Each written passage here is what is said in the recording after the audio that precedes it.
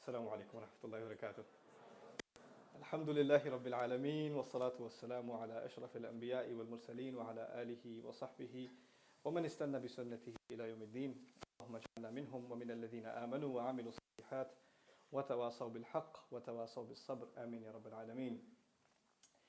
So I'm interested to know who my childhood friends are because I moved here when I was a teenager. Just curious. But anyway, I'd like to start actually with a sentiment that I've been feeling since I landed here. This is the place certainly of my youth. I've spent most of my adult life, I could still say safely, in this city. And I think I can safely say also I discovered Islam in this city. My Arabic teachers are from this city. My Qur'an teachers are from this city. I owe basically whatever Allah Azza wa Jal has planned for me in my life is attributed to this place. So I have a special place in my heart for this city. And of course, some of my dearest friends, more than half of whom I've already successfully moved to Texas, are still in this city. Some of them are still left. I'm here back for them, not for you, actually. I'm just going to move all of them back. But anyway, when I do come back, especially when I hang out in Queens, I'm reminded of some poetry in the Arabic language. The poet says, Ya man ya'izzu alayna an nufariqahum wajdanuna kulla shay'in ba'dakum adamu. He tells his friend, you know, it's so hard for me, you're the one that it's so hard to part with. And everything I find after you is like finding nothing.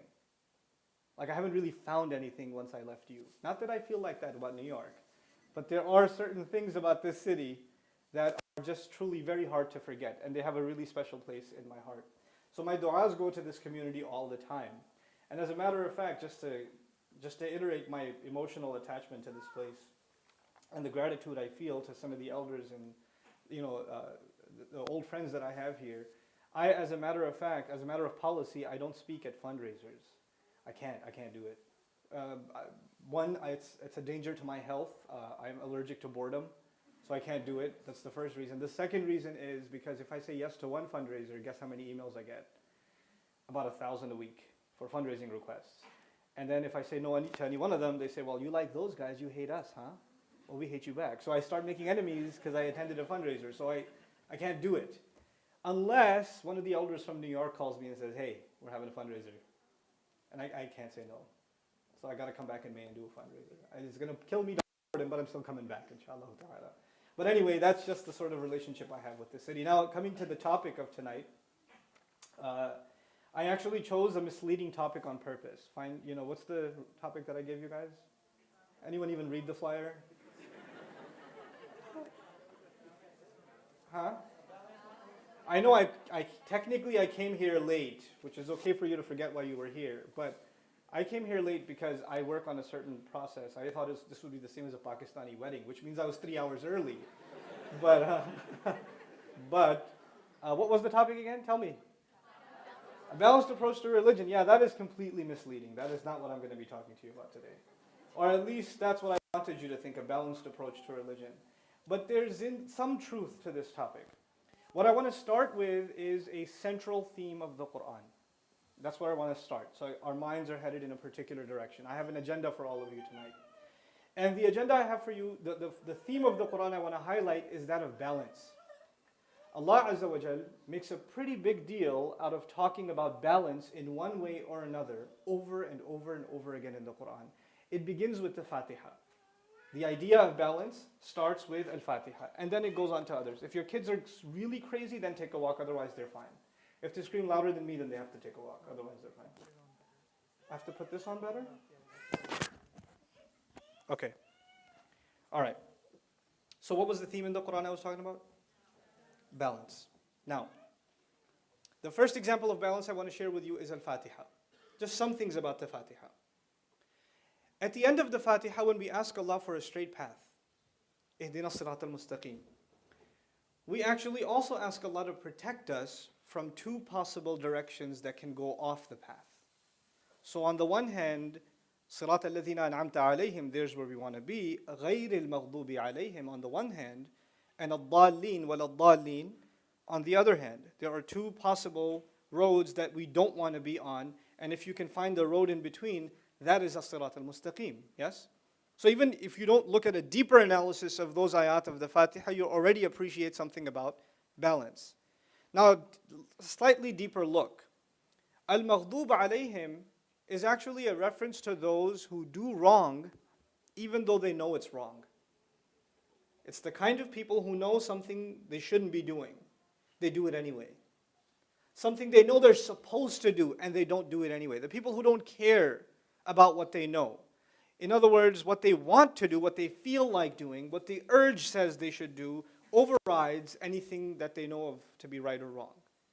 So a young man gets angry at his parents and decides to just explode on them, just yell at them at the top of his lungs. And even if at the time he's reminded, وَلَا تَقُلْ لَهُمَا أُفٍّ وَلَا تَنْهَرْهُمَا, as the, mashallah, the young Qari recited, don't you say even uff to them, which means don't you even look frustrated towards them. Don't even have that look. At the time he's reminded, he goes, I know, but this is a special time. You don't know what they said to me. You don't know what my dad just did. And he justifies it. This is the kind of thing al-maghdub alayhim do. They know something is wrong, but when the time comes to live by it, they say, I know, but not right now. Well, actually, that was given to you for this occasion, not for another occasion when it doesn't apply. You understand? That's al-maghdub alayhim. On the other side is ad-dallin. Ad-dallin are people who do the wrong thing, sure. But it's not because they knew it and did it anyway. Actually, most of the time, ad-dallin, the ones that are lost, do the wrong thing because they don't know any better. They just don't know any better. So is it possible that somebody makes a mistake or does something wrong because they just didn't know it was wrong? Sure. Somebody can actually even practice an entire religion or live an entire lifestyle, never realizing that this is the wrong way to live. Somebody can believe even within the Muslim community, somebody can believe something about this religion, about Islam, and live by it for a long time only to realize much later on in life that it has nothing to do with the religion. They were being manipulated. They were lost. And if you would think that, the one who's lost, it's not their fault. But actually, because in the Fatiha we ask Allah not to be from them, we don't want to be from the people that are lost, it is as though we're asking Allah, what did I do again? What did I do? Oh, just the water? Okay, sorry. I thought you were mad at me, but it's the last thing I did to you. Okay. So, they figure, because we don't know any better, we're not responsible. But because we ask Allah to not be of those people, it is as though we're asking Allah, Ya Allah, make sure that we are of the people who do in fact know. Because people who know can't get lost. Just like when you know directions, you can't get lost. Just like when you know where to go, it's impossible for you to get lost. So by asking Allah not to be from those who are lost, it's like we're asking Allah to be of the educated ummah. It is like that. So now to summarize this brief idea of balance, on the one hand, you have people who know and do the wrong thing. On the other hand, you have people who don't know and therefore do the wrong thing, right? I'll summarize it one more time. There are people who have knowledge but no good action. Knowledge, but what did I say? I need you to repeat so you stay awake. It's hot in here. Knowledge but no good action. On the other hand, you have people of no knowledge and therefore no good action. You see that? Or they're acting out of good, they think it's a good thing they're doing. They're acting without knowledge. The balanced path is in between these two, isn't it? What is that balanced path? You have to have knowledge, and then you have to act according to that knowledge. Like you learn something in order to transform yourself. The knowledge of Islam is something that's supposed to transform you. If it's not making a change in you personally, then you're not really learning Islam. I'm not really learning Islam. Every ayah that we learn, every hadith that we learn, every little bit of Islam that we learn is supposed to cause some kind of change. It's meant to cause a kind of change. It's supposed to put us to motion in some way or another. Okay? So that's the first example of balance I wanted to share with you. The second is actually one of the most difficult areas of discussing this topic. In my opinion, it's very abstract, but I hope I can do a good job of explaining it to you, inshallah ta'ala. And that is when Allah actually in Surah Al-Rahman talked about the sky. He said, وَالسَّمَاءَ رَفَعَهَا وَوَضَعَ الْمِيزَانَ. The sky, in fact, He elevated it. And He put a scale in it. Now, before I go further, you need to appreciate something about that ayah itself. You see, in Arabic, you can say, رَفَعَ السَّمَاءَ وَوَضَعَ الْمِيزَانَ. He elevated, He raised the sky, and He put a balance in it. But He said, وَالسَّمَاءَ رَفَعَهَا وَوَضَعَ الْمِيزَانَ. This is unusual language, which is almost impossible to communicate in translation. The grammatical concept involved here is called al-mashghulu anhu. And I know most of you don't know what that means. That's why I'm here. I'm here to make that simple, inshallah. Basically, the idea is when you do something that is extraordinary. Like you know, a child who's really lousy at homework. One time he does this homework and it's so neat. It's like the accomplishment of his or her life. If you have children, you know sometimes when they do math homework, they like to write their numbers on top of each other. So when they're doing multiplication problems and they're supposed to like line the numbers up, you literally have to draw a map of where one number goes under the other. So you have to teach them how to write the numbers neatly, and they say, got it, and they do it again, and they do it again, and they do it again. But this one time, this child makes this homework assignment a masterpiece. The numbers are separated, and they're so beautifully, and the number that got carried over is in the right place. And he didn't draw an entire solar system around the number that got carried. It's so beautiful. And he says, this homework, I did it. He doesn't just say, I did this homework. He kind of mentions his homework first, right here. And then he says, I did it. The word it goes back to the homework, doesn't it? It's like he talked about the homework, or she talked about the homework twice, right? About the same thing twice. This is done when you want someone's attention of what you've done, on what you've done. You don't normally talk like that. Oh, that flyer? I made that. Oh, that event? Our MSA put that together. You see, you said that event, and then put it together. You mentioned it twice. That is when not only are you proud of what you've done, you want somebody's real attention on this accomplishment. You mention it twice. You get it? Now, Allah normally doesn't do this in the Qur'an. Normally, you don't find al-mashghulu anhu. Allah created the mountains. He didn't say the mountains, I made them. He doesn't do that. He doesn't say the rivers, I made them flow. He doesn't do that. But particularly for the sky, on more than one occasion, he said, وَالسَّمَاءَ رَفَعَهَا وَالسَّمَاءَ بَنَيْنَاهَا بِأَيْدٍ. On multiple occasions, this rare concept of Arabic is used to illustrate the power, the majesty, and the focus Allah wants to have us develop onto the sky. He really wants us to focus on the sky. So I moved from New York to Texas, and the Chinese, when they used to work on the railroad in Texas, they used to say the sky is bigger in Texas. The reason they said that is they don't have any buildings out there. Right? You can see 10, 15 miles out. 10, 15 miles out for you is another country called the Bronx. That's, for you it's a different country. But in Texas, 10, 15 miles, right there. I'll see it right there. In 15 minutes, you can get from your house to the next block in New York City in a car. In 15 minutes, you could be pretty much in Mexico or something. It's open, it's wide open. But one of the things I don't miss about New York? I never looked at the sky. I just never looked at the sky. You're waiting on a bus, everybody's head's hanging low. You get into the subway, everybody's trying to avoid eye contact. You get into the city, you wouldn't want to look up because you bump into something, so you just everybody's just looking down here. Nobody has time to look at the sky. It's up there all the time, but we never look at it. And of course, this is a fast-paced city, so we don't have the time. We think people that sit around, in a park and they're just staring at the sky have some kind of psychotic disorder. So we make sure we sit as far as possible from them in our lunch break or whatever, So people that do spend time to just appreciate the sky must be weird. They can't be normal, you see. This is one thing I don't miss about this city, is one of the appreciation of nature that you're supposed to have normally as a normal part of your life. And some things that Allah really wants you to pay attention to. Really, really wants your attention on. It's missing. It's just gone. It's taken from us. Those of you that drive, next time you get stuck in traffic, just take a couple of seconds to just kind of appreciate the sunset. Appreciate ash-shafaq, what Allah swears by. فَلَا أُقْسِمُ بِالشَّفَقِ. That act, just appreciating the beauty of the sky, is actually fulfilling a request of the Qur'an. Think of it like that.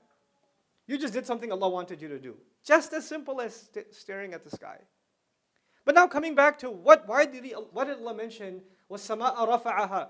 The sky, He elevated it. Now how much higher is the sky from us? Infinitely higher. Isn't it? We don't know the end of it.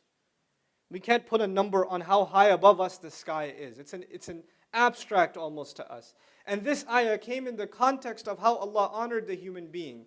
And Allah first mentioned how He created the human being and He taught him how to speak. And then He says, by the way, I've honored other creations too. Just like I have raised your level, I have raised other things too, like the sky. So when you think about how much Allah has honored you, one of the things that will make you appreciate how much Allah has honored you, how high He made your status, think of the fact that He mentioned the height of the sky after you, not before you. He mentioned that after you. وَالسَّمَاءَ رَفَعَهَا.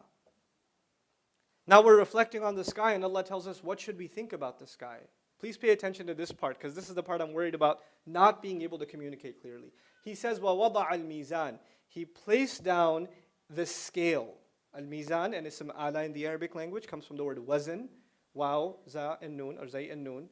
Urdu speakers know wazn. Ha, wazn to hame bhi pata hai, ha. That one, same word. Wazn means, typically it means weight. Weight, but actually the word wazn in the Arabic language is a device or a means, a mi'yar, by which you determine the value or the weight of something. Al-wazn itself is putting a weight to something. And Allah says, Allah balanced the sky, and that's why mizan is called a balance, because in the ancient times, the two sides of a balance, you put a standard weight on this side, and then you weigh something, rice, potatoes, whatever it is on the other side. When it balances out, it is this piece of metal that is at a standard weight that determines the value of the food or the item you put on the other side, isn't it? That's why it's called al-mizan, because things are being weighed. Now Allah says He designed the entire universe, and He put a scale of balance in it. And He put things in proportionate weight in it. Now let's talk about this for a moment, even though I'm not a science person in scientific terms. If the sun was any bigger than it is now, then it would have more gravitational pull. And if it would, the planet wouldn't be where it is. It had to be a particular weight, a particular size. And the earth had to be a particular size, not to get pulled in too close and not to get pulled away too far for the climate that we have to exist. Yes? Is this the only solar system around? No. Every solar system, every galaxy, every planet, every moon, every orbit is there in place because of a particular weight and a particular value to every planet. And that weight came as a result of every single atom that is on that planet. That's where we got the weight of this planet of ours from. And Allah says He did that. He put that in place. So if it's even a little bit off, it'll fall apart. Now, just to make you appreciate what Allah is doing when He's balancing the universe. And the universe is too big to think about, so let's just think about the earth. The fact that He's balancing between the earth and the sun and the moon. You take a toothpick and you try to balance something on it. Easy or hard? It's hard. It's hard. And like my kids and I, sometimes we play Jenga blocks. You ever play Jenga blocks? Okay, you try to build Jenga blocks, the taller they get, easier to balance or harder to balance? It gets harder to balance. The more elaborate you build something, the more intricate the balance becomes. You can't do it anymore. Smaller things easier to balance, bigger things harder to balance. Now appreciate what Allah has done when He made balance between the sky and the earth. وَوَضَعَ الْمِيزَانِ.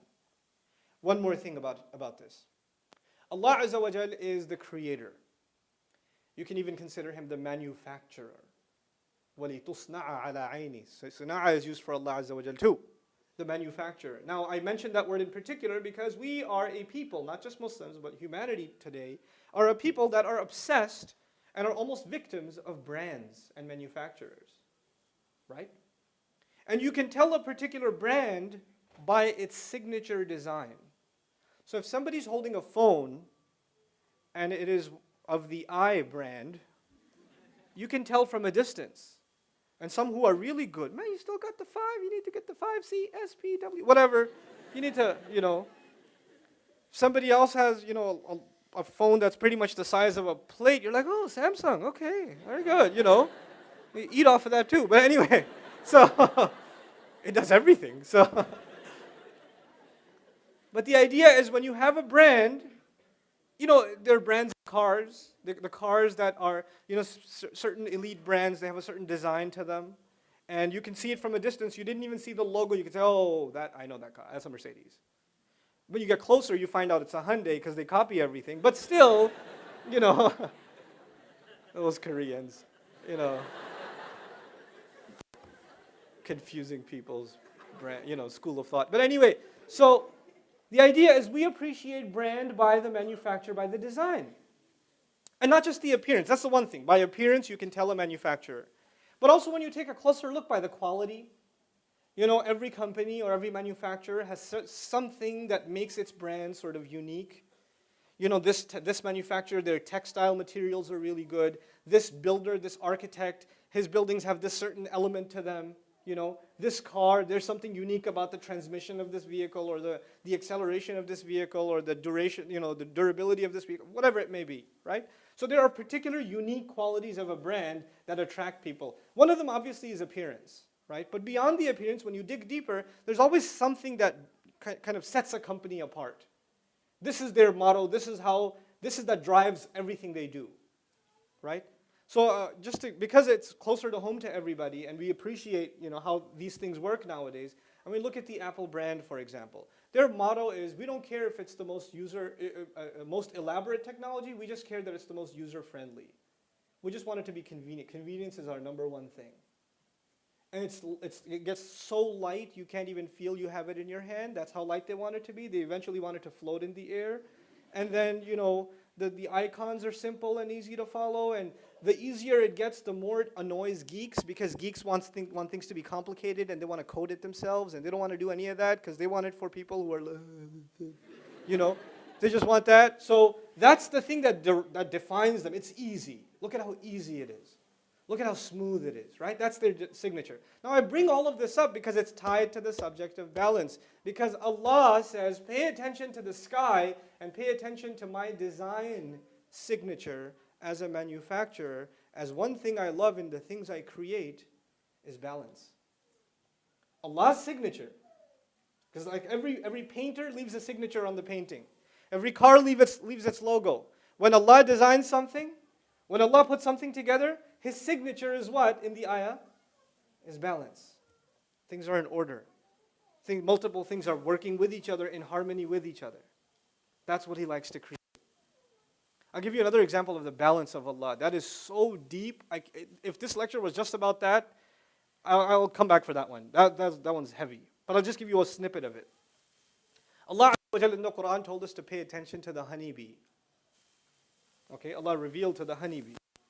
And the Rasul of Allah sallallahu alayhi wasallam, interestingly enough, compared the believer to a honeybee. We got compared to an insect. When Allah does that comparison and the Prophet does that comparison, it makes me think, I really need to study Islam. And part of studying Islam is studying honeybees. When I studied that ayah, I must have watched 4 or 5 documentaries on honeybees. Easily. And I've read several articles on just honeybees. And every one of the lines I'm reading from, these are not written by Muslim scholars, by the way. But as I'm studying the honeybee, I'm not thinking I'm reading some secular article or I'm reading something that has nothing to do with Islam. I'm actually learning Islam.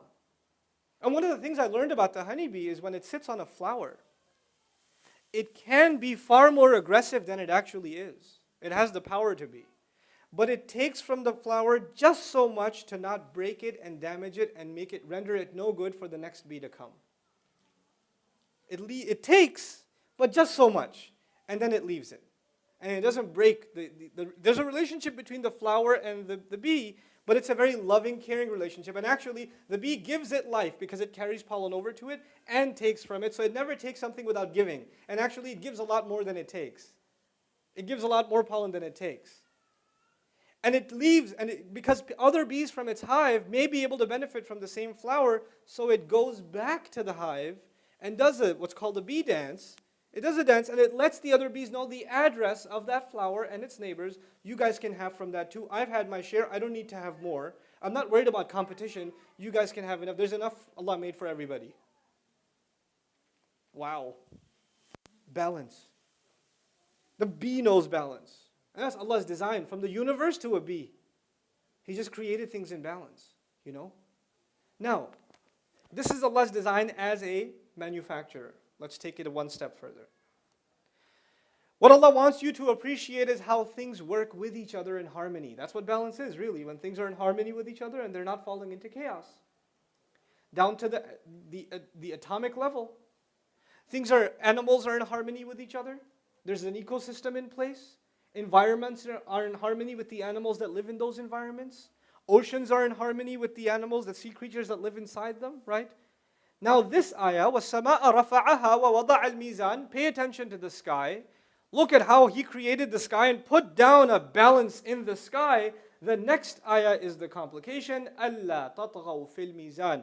I did all of that so that, an here, an sababiyya it's called, so I made the universe, the sky, balanced for the following reason. Here's the reason. أَلَّا تَطْغَوْا أي أنتم. So you people do not violate in the matter of the scale. When it comes to balance, that you don't mess up the balance. Allah is saying He made the sky balanced to teach you and to teach me the lesson of not losing our sense of balance. Now let me tell you how that works. There's a guy that runs a grocery store, probably in Flushing. And he sells all kinds of important goods like chaat masala and bananas or whatever. And just to make things interesting, Indian movies, whatever. So he sells this stuff. Now when the customer comes and he puts bananas on the scale, and his scale is supposed to weigh, is this 1 pound, 1.5 pounds, 2 pounds, or whatever. But he's kind of messed with the scale a little bit. So even if the customer puts like 3/4 of a pound, it still shows 1 pound. Right? It still shows 1 pound, which means he can make, 50 cents extra, $1 extra every time. He could pay, and if the state inspector is coming, then he can kind of fix it again, and it's within the margin of error. He could do that. If you came from Flushing, I am sorry. I did not mean that personally. Okay. So, by the way, Casino Boulevard in the house. But anyway, so the idea in this ayah is that when that same grocery store owner, when he sees the state inspector, the FDA guy or whoever coming in to check the scales, he fixes it, yes? But the idea of this ayah is so long as that grocery store owner has access to be able to see the sky, just the sky, that should be enough for him to set his act together. He looks up, sky is still in order. Oh my God, I better get my act together. The sky is a constant reminder to live a balanced life. The Qur'an changes the way the Muslim thinks. We're not a people of text only. Our text makes us profound thinkers about reality around us. We're supposed to see things in the reality around us that nobody else sees. Nobody else looks at the sky except say things like, those are pretty clouds. That one looks like a teddy bear. But we see, I haven't called my mom in 3 days. I've been way too angry. I need to tone it down. You kind of explore your own balance because the sky's balance is there. And by the way, the irony of this creation that Allah made, أَلَّا تَطْغَوْا فِي الْمِيزَانِ. I created the sky in balance so you don't violate the balance. The irony of it is that today, as we have it, the sky is in balance. But then a day is coming when the sky will be torn apart and it will lose its balance. It's going to be torn open. And when that day comes, then another scale will be established. Your scale and my scale. The mizan will be established. وَنَضَعُ الْمِيزَانَ الْقِسْطِ لِيَوْمِ الْقِيَامَةِ. We're going to establish the scale that is absolute justice on Judgment Day. In other words, right now, so long as that balance is there, you still got a chance to fix yourself. And the moment that goes away, your turn. How balanced were you? And then all of our debit and credit will be accounted for. The entire audit will take place. That is the reminder of the sky. That's what the sky is supposed to be. A balanced approach to religion. This is the first thing I wanted to share with you in this talk.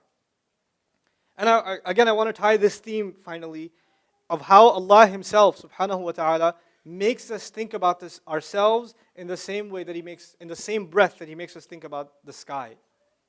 He says, فَسَوَّاهُنَّ سَبْعَ سَمَاوَاتٍ سَوَّاهُنَّ سَبْعَ سَمَاوَاتٍ. He balanced them, evened them out into 7 skies. Only Allah knows what 7 skies means, but we know that He balanced them. Sawwahunna. Sawwa, to make something even. Okay? And taswi also means to make something equal. Okay. About the human being, He says, الَّذِي خَلَقَكَ فَسَوَّاكَ فَعَدَلَكَ. He's the one who created you, and He's the one who put balance in you. He balanced you. Now when Allah says He balanced me, He's talking about the physical balance for sure. But He didn't just say, sawaka jasadan, sawaka badanan, sawaka jisman. He physically balanced you so that your 2 feet, you stand up and you're balanced. You can uphold yourself. You can hold your neck. You know, a baby's neck goes everywhere. But as the child grows, they can hold themselves up high. They learn to balance themselves on their 2 feet and they don't walk like a gorilla anymore. They can stand up. This is a kind of balance. But Allah didn't limit the conversation to physical balance. When Allah doesn't limit something, we don't have the right to limit it. It's called at-tawassu' fil ma'na, expanding the meaning. So Allah balanced us in every possible way. Every possible situation you're going to come across in life, there is something Allah put inside you that can help you attain balance. That's what He put in you. وَعَدَلَكَ. Then He evened you out. Even He went further than the sky. Sawwahunna, that's it, for the sky. But sawwaka fa'adalak also, on top of that. So He did something special for you He hasn't done for any other creation. I felt this conversation was necessary for the following, multiple reasons. The first reason I wanted to bring up this conversation is because the world itself is losing balance. We don't have, pretty much everything that used to be in place and was balanced and nobody questioned it is all falling apart. From the simplest things to the way we eat food, we don't have balanced nutrition anymore. Our nutritions are overwhelmingly, poisonous to us. There was a survey done in the United States of nutrition. 85% of what you find in a grocery store is saturated with fat and fat and sugar, artificially, which means you and I are not. You say I'm going to go healthy. I'm going to go buy bread. Just look on the side of the ingredients even for your bread. Fructose, corn syrup, this much sugar, this much preservative. Oh my God, I thought I was eating bread. We're losing balance in even our nutrition. And by the way, what we eat affects us even spiritually. It has an impact on us. This is from the advice of the Rasul sallallahu alaihi wasallam. In any case, we don't have balance in that. We don't have the balance between work and family. We no longer have that balance. People that are really successful in their career have really terrible family lives. And they say, well, I had to make some sacrifices. People have had to work to earn a living throughout history. Nobody had a free ride. Nobody had a free ride 2,000 years ago. Nobody had a free ride 5,000 years ago. Nobody has a free ride today. Everybody has to work. We're not in any different position than before, but people were able to maintain a balance between work and family. And then between work and family and the self. Just having time for yourself. People used to be able to do that. Now people are really successful career-wise, but they don't even have time for themselves. They're only working and they're miserable. And when people are miserable, they're really good at making other people miserable around them. We have no balance in life. People say, I want to study. Young students, men and women, I want to study, but I also want to get married. But you know what? I'm going to finish med school, and then I'm going to finish law school, and then I'm going to think about getting married. And then you finish med school, and if you're Pakistani, you're past the expiration date. I'm sorry.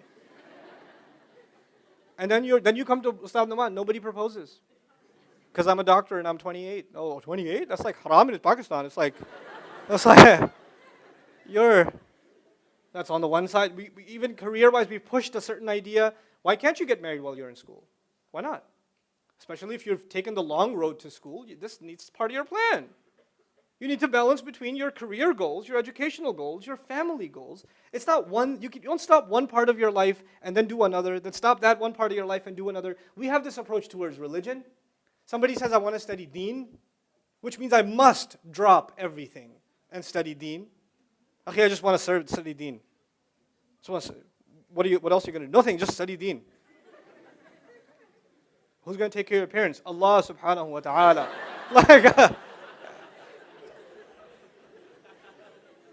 We've created such an imbalance in our minds, all or nothing, overdose of everything. When you go into something, you really go into it. When you abandon something, you totally abandon it.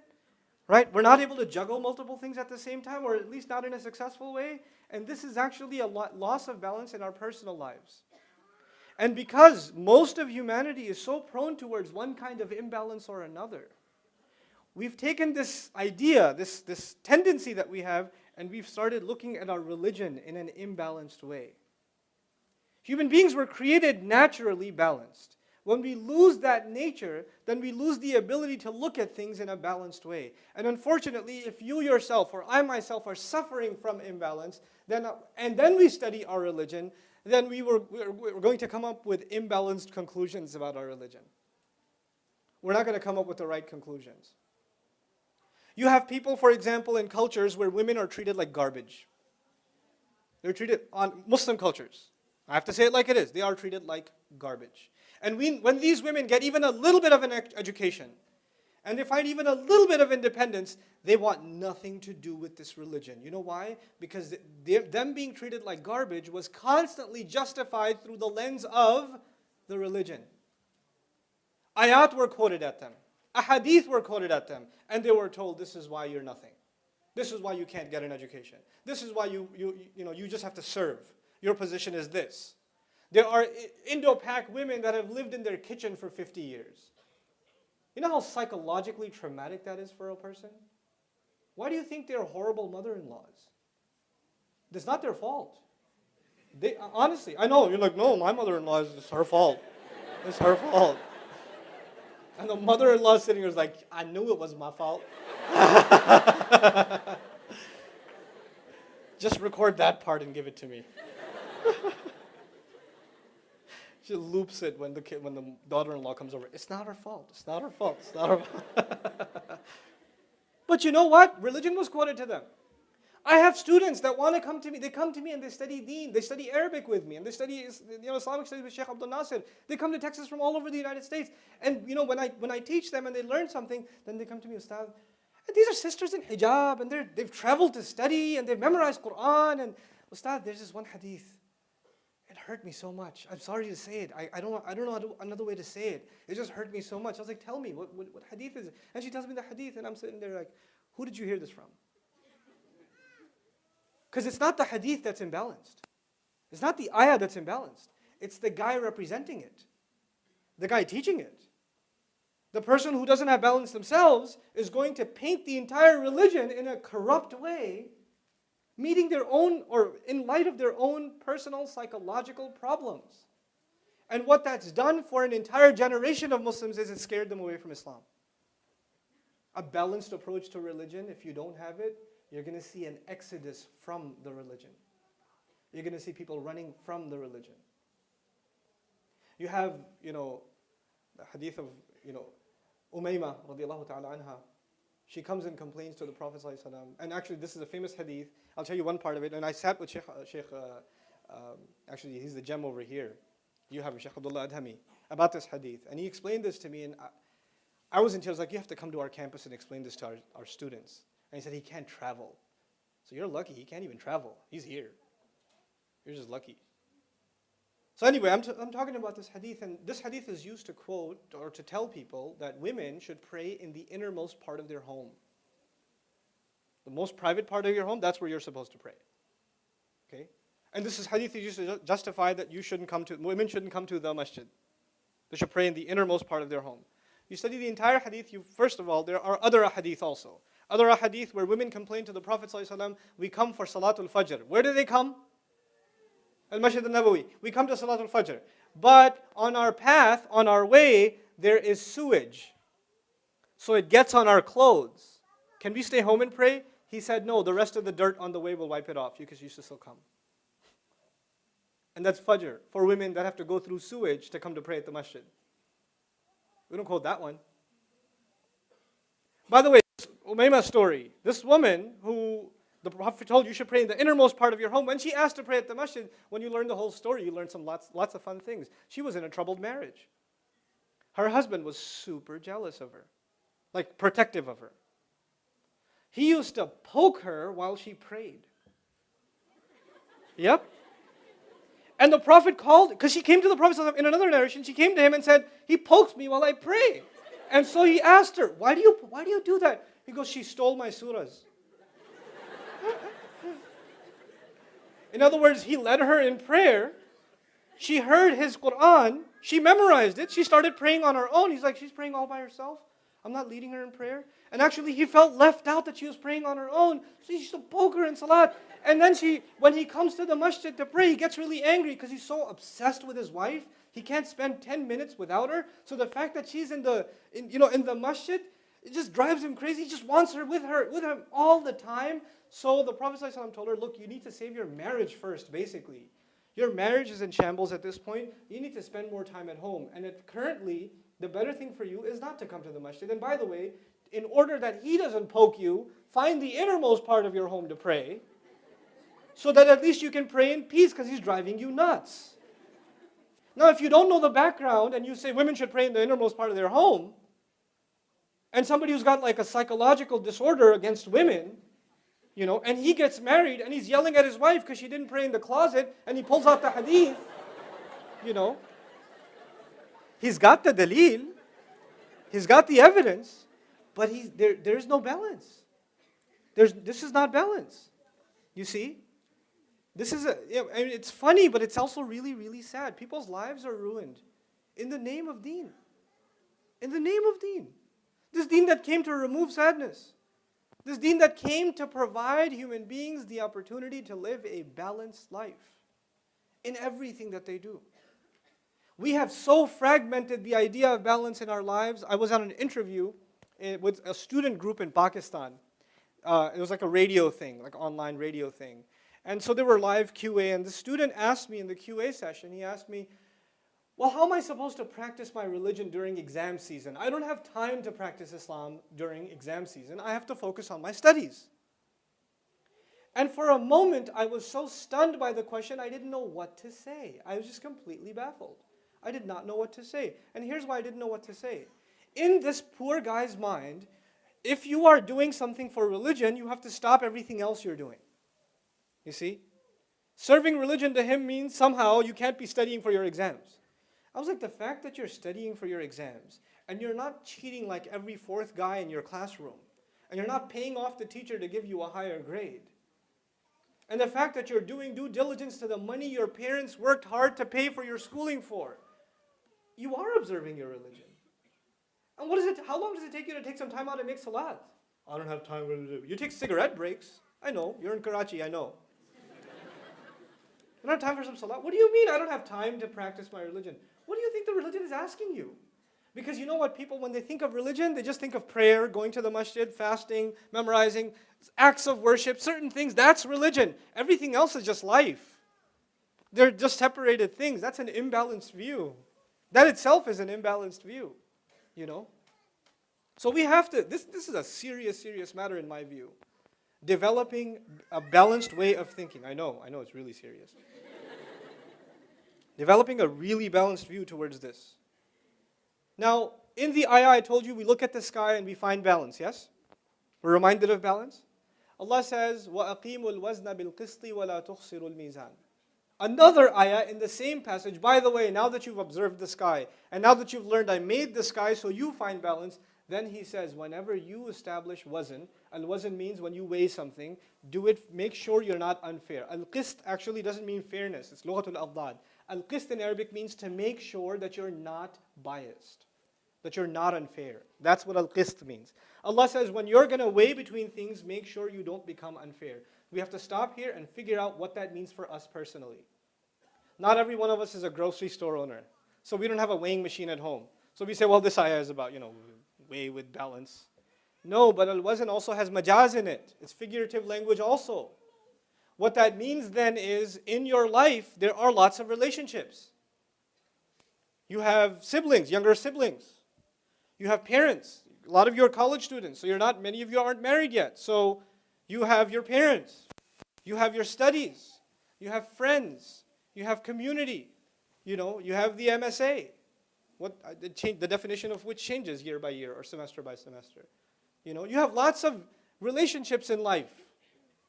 And Allah says you have to establish a balance. And yourself, by the way, yourself also, your own religious growth also, your own spiritual growth also, your own physical well-being as well. You have to balance all of this stuff. When Salman al-Farisi radiallahu ta'ala anhu goes to Abu Darda's house, and he sees, this is before the ayat of hijab. They used to go to, so she came out, and she was complete. She looked like she went through a tornado or something. Mutabaddila is used for her, which is a really like, she looked like a wreck. That's how I'll translate it. She looked like a wreck. And he looked at her and he said, "What is wrong with you?" And she said, your brother, meaning Abu Darda, has no interest in this world. He's always doing ibadah, he's always worshipping, praying, da'wah, etc., etc. He has no time for me, so why should I make myself look nice, and why should I have a romantic life? He's just lost in the world. And actually, when a woman doesn't take care of herself like that, actually it means that she's suffering. She's suffering, she's sad. And the fact that she immediately, when he said, "What's wrong with you?" instead of making excuses, she was blunt about it and said, "It actually has to do with my husband. He doesn't care. He doesn't even look at me. And I've turned myself into this and he still doesn't look at me. And doesn't even, you came and said, 'What's wrong with you?' He never said that." Right? So then he comes to his house and he says, Abu Darda is a good host. He says, "Eat." He said, "I'm not going to eat until you eat." He said, "I'm fasting." He goes, "Break your fast and eat with me." This is before the ayat of Ramadan. Salman al-Farsi made him break the fast and they ate together. Then Salman al-Farsi is about to go to sleep. He says, "Why don't you sleep?" "No, I'm going to pray." "Sleep, bro." He made him sleep. And then he got up for qiyam and then he woke him up and then they prayed. And then he turned to him and he gave him some brotherly advice. This is Salman al-Farsi talking to his brother, his friend. And he says, "Inna li rabbika alayka haqqan." Your Lord, your master, in fact, he does have rights over you, or right over you. Wa inna li nafsika alayka haqqan. You have to take care of yourself too. Your own personal self has rights over you. Allah is not asking you to sacrifice yourself and your daily life for Him. He's not asking that. And then wali ahlika alayka haqqan, and your family, your wife has rights over you, man. You got to take care of your wife. فَأَعْطِ كُلَّ ذِي حَقٍّ حَقَّهُ. Then give everyone who has a right their right. Give everybody their right. Now this is Salman al-Farsi. He's not a prophet. He's a sahabi. A very wise one at that. And he's giving another sahabi some advice. Look, you're going a bit overboard with the whole prayer thing. You haven't lied down in bed next to your wife for I don't know how long. And look at her. She's depressed. Like, you hate her or something. You need to give your wife some time. What's wrong with you? Why are you fasting all the time? Stop fasting. Eat something. By the way, if he stops fasting, at least he's going to have lunch at home. And when you have lunch, you're going to sit with your wife and eat. And eating with your spouse also is an act of love. When the husband and wife don't eat at the same time, it breaks the home apart. You know that? Eating together itself is an act of love. It keeps the household together. How often is it you eat together? How often? And you tell the wife, "Hey, come eat." "No, I already ate." "No, I'll eat later." Or the wife is eating and she says to the husband, "No, hold on. The Kobe report's on. Hold on, I'll eat." Which is also imbalanced because you shouldn't eat that late. We don't eat together. The advice is really profound. So Abu Darda, because he wants to take this advice, but he needs to know if this is legit. He goes to Rasulullah ﷺ and he says, "Sadaqa Sulaiman." Sulaiman's right. No, Salman's right. Salman al-Farsi is right. You should do that. The Prophet ﷺ validated all of the things in the order that Salman radiallahu said. Why? Because we got to balance this stuff. We don't go into one thing and forget about everything else. This is the core issue of imbalance. I want to get to a couple of ayat, inshallah ta'ala, after I give you a break, because I respect the attention span. I'm only going to have 2 sessions with you, bi'idhnillah. One before and after the break, and I'm almost there to the point where I can give you a break, inshallah. You guys doing okay so far? Okay, good. Alhamdulillah. There's other balance. Balance in belief. So hard. I recently, actually on the flight here, I checked my email. And I received an email from a Jordanian man who was Christian, born and raised Christian, Arab Christian, moved to England to do higher studies, and found his faith, meaning Christianity, later on in life, started going to the church regularly, married a British woman, lived a very spiritual life, actually volunteered at the church, studied the Bible with the minister, and he was actually very engaged in biblical studies for a long time. And he started developing certain questions later on in life about surrounding the birth of Isa alayhi salam, the virgin birth. He developed certain questions. And he asked his minister to answer those questions, and the answers that he gave actually made him lose faith even more. So he started getting distanced from religion because of the answers he got to his questions. And later on, he actually he was looking for the answers to those questions, but he was looking for those answers in Arabic. He was doing the search on Maryam salamun alayha in Arabic. And if you do Google searches on Maryam, you're going to find Christian sources, but you're definitely going to run into what? Muslim sources, Islamic sources. And in his email he said, وَقَدْ عَرَفْتَ أَنَّ الْمَسِيحِيَّةَ مِلْيُونَ دَرَجَةٍ أَحْسَنْ مِنَ الْإِسْلَامِ. I knew that Christianity is 1,000,000 times better than Islam, but I read it anyway. I read the Quran anyway. And all of my questions were answered in such a balanced way in that one place. All the questions that were raised for me in the Bible, all of them were resolved in one passage about Mary, in one place. And I took that to my minister, and he got really mad at me. Then my wife threatened to divorce me just because I quoted a passage from the Quran. Then on top of that, pretty much everybody left me. All my friends, everybody left me. And I haven't even accepted Islam. I just quoted the Quran. That's all I did. And they panicked. And then he's telling me what he's been studying over the last few years. He's been just studying the Quran. Still hasn't accepted Islam. When he wrote me this email, he still hadn't accepted Islam. He said, وَرُبَّمَا سَتَسْأَلُنِي مَتَى أَسْلَمْتَ لَمْ أُسْلِمْ. Maybe you're going to ask me when I became Muslim. I haven't. But I can't stop reading Quran. That's what he told me. It's like something's in me that something's in me that's keeping me. Maybe it's fear, maybe it's something else. But I do find one thing, and he told me, what I find in the Quran is balance. That's what he told me. What attracted him is balance. Things are in order. Not one thing overboard. You don't take one prophet and make him into divine. It's imbalanced. It's too far. You took it too far, And so we're going to talk, inshallah, after the break, we're going to talk about how within the religious discussion, within religion, how can you lose balance? And you might not even realize it, but you and I may have an imbalanced approach to the study of our deen. And how do we make sure that we have a balanced approach to our deen that we can pass on to a generation that comes after us? Because wallahi, wallahi, wallahi, if we fail to do that, then our next generation will not have something that they will want to keep. If we don't give them a balanced religion, they're not going to want to keep it. Our deen is beautiful. It has to be presented in the most beautiful way. It really, really does. So enjoy your first break. I'm going to give you exactly 10 minutes. Alhamdulillahi Rabbil Alameen wa salatu wa salamu ala ashrafil anbiya'i wal mursaleen wa ala alihi wa sahbihi ajma'in. Thumma amma ba'd. I'd like to start with this session, inshallah, with an Arabic word and some vocabulary for you. And I think this will structure our conversation in a good direction. The word in the Arabic language is al-ghulu.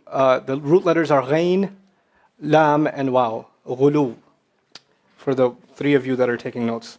Okay, al-ghala, they say in Arabic, naqid al-rakhs. The word ghala literally means expensive, to be high valued. Something that is unusually pricey, or inflated in value, has ghulu in it, or ghala in it. That's why it's the opposite of ar-rakhs, which means cheapness. Ghalla is also used in Arabic when you overfeed someone, or you overestimate the value of something and you overconsume it and it poisons you. So sama, ghalla comes in the meaning of poisoning also. And the idea here is, just because something's expensive, and you say, well, you got an opportunity to consume it, you consume too much of it and it can actually kill you, it can hurt you, right? Then the word ghala also means majawazatul qadr, or majawazatul had fi kulli shay. Going overboard in any matter is called ghulu. In other words, because it came from the idea of expensive, when you value something above other things and therefore you give it more of your time, more of your attention, spend more of your money on it, etc., then you are engaged in the idea of, or the crime of ghulu, really. Al-ghulu also leads to, the Lisan al-Arab argues, al-i'da. It leads to animosity against others. In other words, when you value something really, really high, you end up violating somebody else's rights and therefore end up making enemies. That's one way to think about it.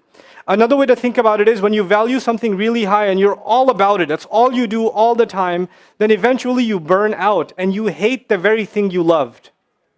The idea is when you're really into something, like I'll give you a contemporary example of ghulu, is some song comes out and people are downloading it and they love it and they're listening to it like 100 times, they've looped it and they're listening to it over and over and over again, and a week goes by and if they hear it, they have a severe allergic reaction, like I hate that, turn that off. I'm tired of it, you see? So that's actually ghulu. You took too much of it until it almost became poisonous to you, and now you hate it. You can't stand it anymore, okay? So that's what happens even when you take something that you love and you go too far in it, then you lose that love for it. You have to take it in moderation. That's the idea behind ghulu. And then finally, al-maghali. This is an interesting term because the Arabs like to think of, abstract ideas of like going overboard or being extreme. They like to think of it in the sense of imagery. So they say, al-maghali bis-sahm, al-mughali bis-sahm, al-rafi' bis-sahm, yuridu bihi aqsa al-ghaya. So there's a guy with a bow and arrow, and he's stretched his arrow as far back as it can possibly go, and he's held it up high at an angle, the aim of which is to go further than any other arrow shooter has ever gone. His purpose isn't to hit a target, his purpose is to go farther than anyone has ever gone. He wants to break the record, basically, of distance, right? So to go really far or to aim to go further than anyone else in something, that is ghulu. So for instance, you have, nowadays we're in the age of video games, right? So you have, PlayStation and Xbox or whatever. The video games that come out, they have an online component now, right? So they have rankings. So you're like the 38,563rd deadliest assassin in Assassin's Creed, right? And if you really suffer from ghulu, you will not sleep until you're number 1. And you will like pat yourself on the back when you reach 25,000 and then 11,000 and 8. I'm ranked 8,000. I had a student this year at the Dream program. We introduce ourselves in the beginning of the year, and one of our obligations, the way we introduce ourselves is you tell me where you're from, what your name is, where you're from, and tell me one interesting thing about yourself. So one student said, my name is so-and-so, I'm from this place, I'm ranked 115 in FIFA. I've been calling him FIFA for 8 months now, so 6 months. But it's a form of ghulu where you want to keep breaking records, and you don't even know why you're doing it. You just want to do it. You want to earn all the trophies. You want to get 100%. You want to land that combo in the game, and you're going to keep practicing it like it. Your akhirah depends on it. There are people that have ghulu. You ever heard of what's that? Comic-Con, I think it's called, right? Comic-Con. And so where people master like things like Street Fighter and like. There are Mortal Kombat tournaments and people from all over the world that have spent hundreds of hours trying to like perfect the 18-hit combo from Akuma or something. That's ghulu. That's ghulu. There are people that become movie buffs. They have to have a collection. They have to have seen everything. They have to have all this trivia. People that become sports buffs, they get ghulu in sports. Right? They know all the statistics. I mean, they're literally, their riwayat are sahih. From like, where this guy went to college, who recruited him, what his career was, how many rings has he earned, all of it. It's incredible. But it's all ghulu. It's overboard. It's overboard. You keep going deeper and deeper and deeper. You become an enthusiast and eventually a fanatic. A contemporary example of ghulu, of course, it's not as hot anymore, but it was for a long time, Star Wars. Right? Star Wars is a kind of ghulu. People went to Star Wars movies dressed in ihram and proper like legit attire, This is serious stuff. I mean, people take this stuff very, very seriously. When you get into something, you really get into something. A social media example of ghulu would be people that can't get off of their Facebook page, like that lady over there. Nobody. I just pointed randomly. The guy's like, which one?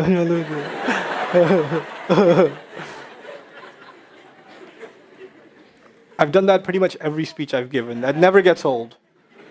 But at least she got off of Facebook. Anyway. So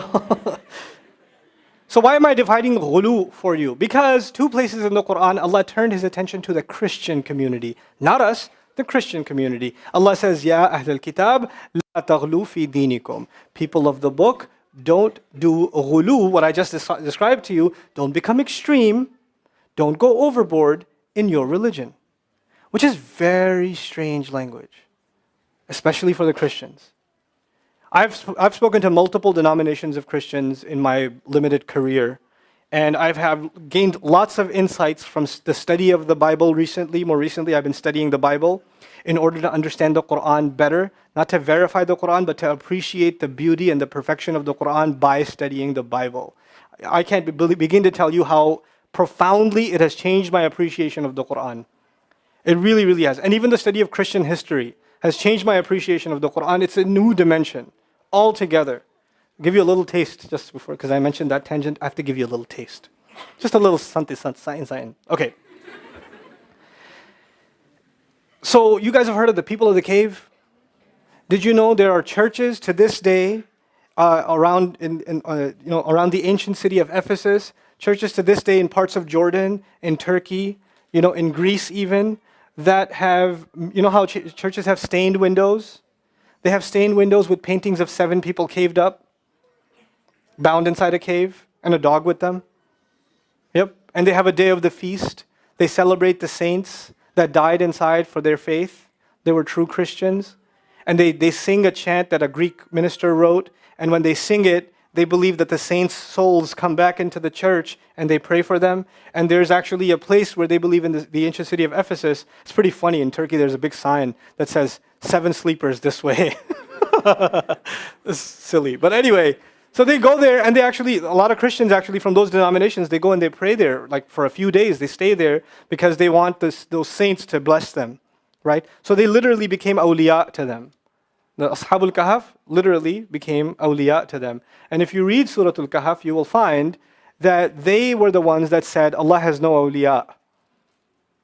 Right? So because they became awliya, Allah came to their defense. And this is not in the Bible.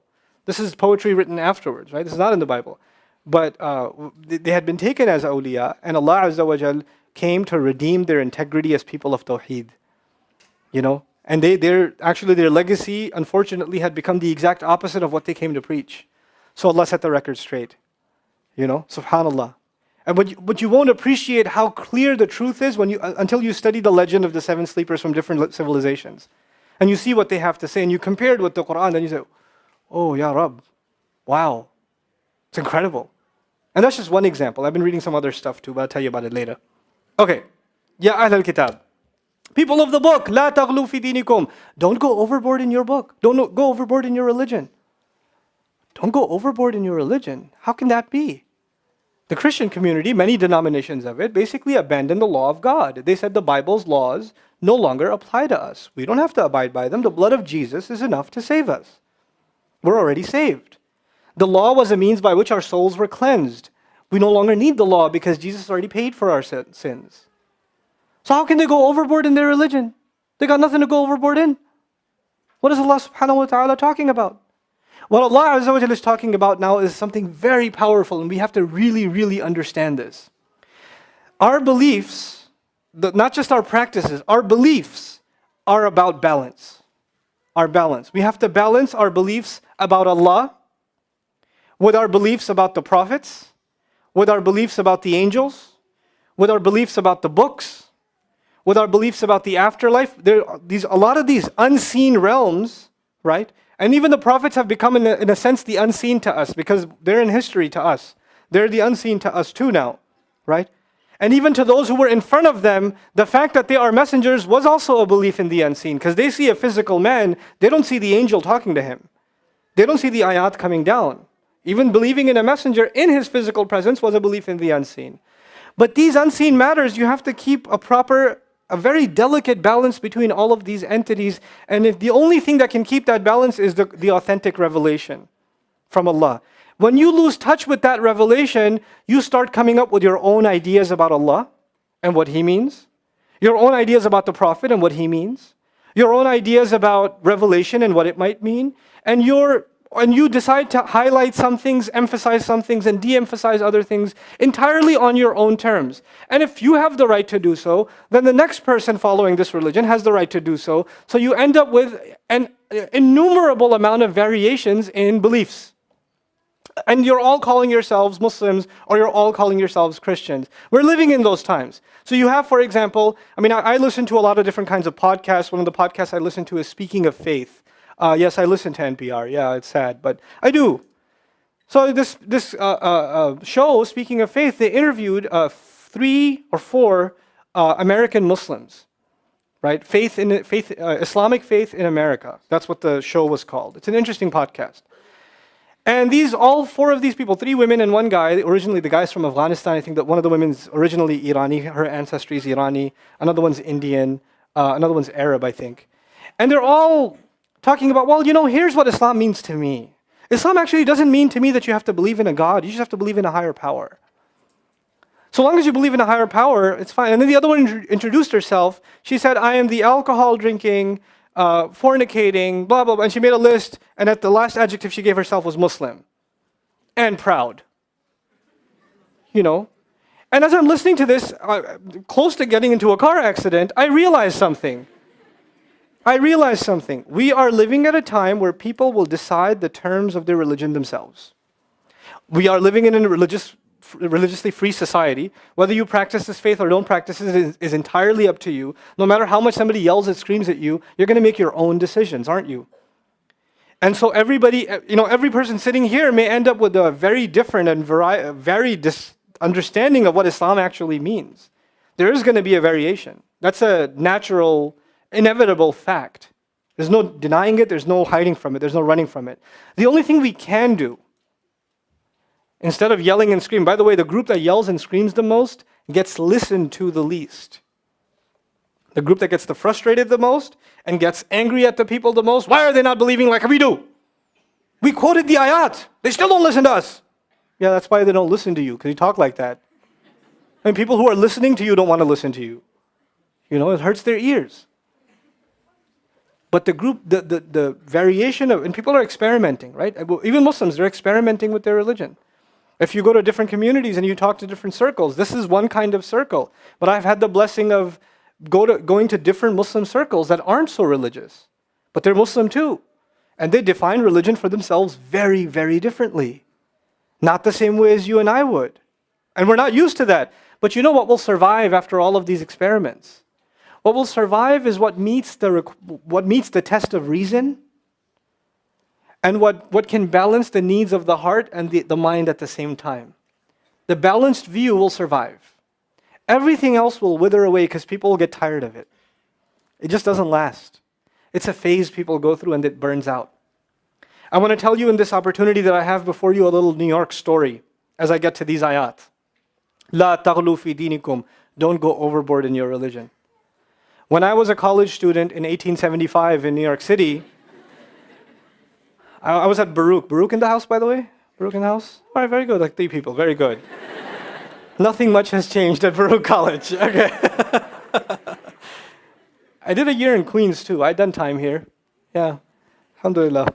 Okay. So, when I was at college in New York, I wasn't really interested in religion. But when I found religion, New York is one of the coolest places to find Islam.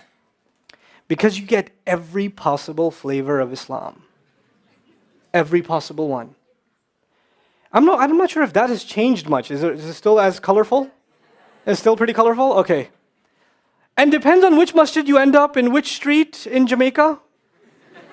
Or, where you end up in Jackson Heights versus Woodhaven. You're going to end up with a very different khutbah. Where you are in Brooklyn can entirely determine your school of thought, your aqidah. Like, depends on where you are in Steinway, in Astoria. It is different. Very, very different. So, I ended up in one place, right? A couple of friends said, you need to come to this halaqah, it's awesome. You need to come there and study. So I was like, hey, I want to learn my religion. And now that I've just discovered this religion, I want to soak it all in. I want to take it all in, and I want to live by it. I just want the pure religion. So I go to this group, and they teach me that everyone else, unfortunately, outside of this masjid, they think they're Muslim. You see, but they don't have the proper beliefs. It's very sad. And we're the only place that has survived with the correct faith. And Allah did say that this is, I know this might seem strange to you, but the Prophet does tell us, فَطُوبَى لِلْغُرَبَاء, congratulations to the strange ones, we are it. And you need to save yourself, and you need to save your faith. So even though you've been, and I went enthusiastically in there, after masjid, after salat, this is how old I am. After Jummah, I used to go outside, and there used to be a guy, he's still there on 29th Street by Masjid al-Rahman. He used to have a stand with nowadays DVDs, but back in the day, VHS, baby, tape cassettes of different speakers lined up. And I used to buy one every week and put it in my Walkman. Yes, I had a Walkman. I'm proud to admit this, And I used to listen to all these different speakers. So I went in there and I said, hey, have you heard of this speaker and this speaker? No, ya akhi, al-kareem, no. You don't listen to them. These people are calling to the hellfire. You need to protect your faith. You need to have the right beliefs. You need to make sure you learn from us. And I said, okay, I won't listen to those tapes. And I did. And I put those tapes away. And I wouldn't even look at them. And even though I benefited tremendously from them, I said, no, I must be wrong. I must not have thought clearly about this. And I started going to these halaqas. And I'm going week after week after week after week. And I'm getting more and more indoctrinated until I feel I miss my friends that aren't weird yet. Right? I haven't saved them yet. So I go back to my friends in college. Bro, you got to come to this halaqah. It's amazing. You know, what's so amazing about it? It's the only right religion. Why, you know... I mean, I love you, you're my bro, we have pizza together every time, but you're headed for the hellfire, bro. I just feel bad for you. So I need to save you and me. We need to go to Jamaica and we need to sort this out, right? I didn't mention which masjid in Jamaica on purpose, because there's a lot of them, alhamdulillah. Okay. So anyway, so we're doing this for a while until I had a friend, slightly older than me, 3-4 years older than me, that has been around the block a little bit. And one time I'm trying to save his soul, and he sits me down. And he goes, Nouman, shut up. Okay. I'm going to tell you two things. You're wrong and you're stupid. And now that makes me, but I have the evidence. I have the daleel, I have the hadith, I have the ayah. He said, listen, you're being played with. Here's how. And he sits me down for 2 hours. And I go, but, and he crushes me. Then I go, but, and he crushes me again. But. Okay, fine. I need you to, and I understood something then. I need to keep an open mind. This religion is appealing because it asks people to think for themselves. And if you are part of any variation of this religion that is requesting from you to stop what? Thinking, it's no longer Islam. I don't know what that is. It's some mutated version of something. It's not Islam. The reflection, the thought, the critical thinking Islam never ends. It never ends. It only adds to our conviction. I'm not talking about the kind of thinking where you go, what if? And you run from one doubt to another doubt to another doubt to another doubt. فَهُمْ فِي رَيْبِهِمْ يَتَرَدَّدُونَ. Not like that. But when you hear something, you say, where'd you get that from? How do you know that's a valid position? How do we authenticate that? What are the scholarly positions behind it? Let's look at this in more depth. I don't doubt my religion, but I'm starting to doubt the way you're looking at this hadith. I'm having a bit of a doubt about the way you explain that ayah. I have a right to have that doubt. I'm not doubting Allah's book. I'm not doubting the words of the Prophet ﷺ, but I need clarification. And you know what? This deen came to change the stereotype of religion where you come into this religion, you learn something about it you don't understand, and you are supposed to ask, criticize. And it's okay if you're not satisfied with the answer and you keep asking until you get an answer. Maybe you framed the question the wrong way, but until you get to someone who can intellectually sit you down and clarify things to you, your quest continues. Your journey continues. And it comes with a humility also. Maybe there are ayat of the Qur'an, and there certainly are, that I will never understand. Maybe I will never understand Hamim.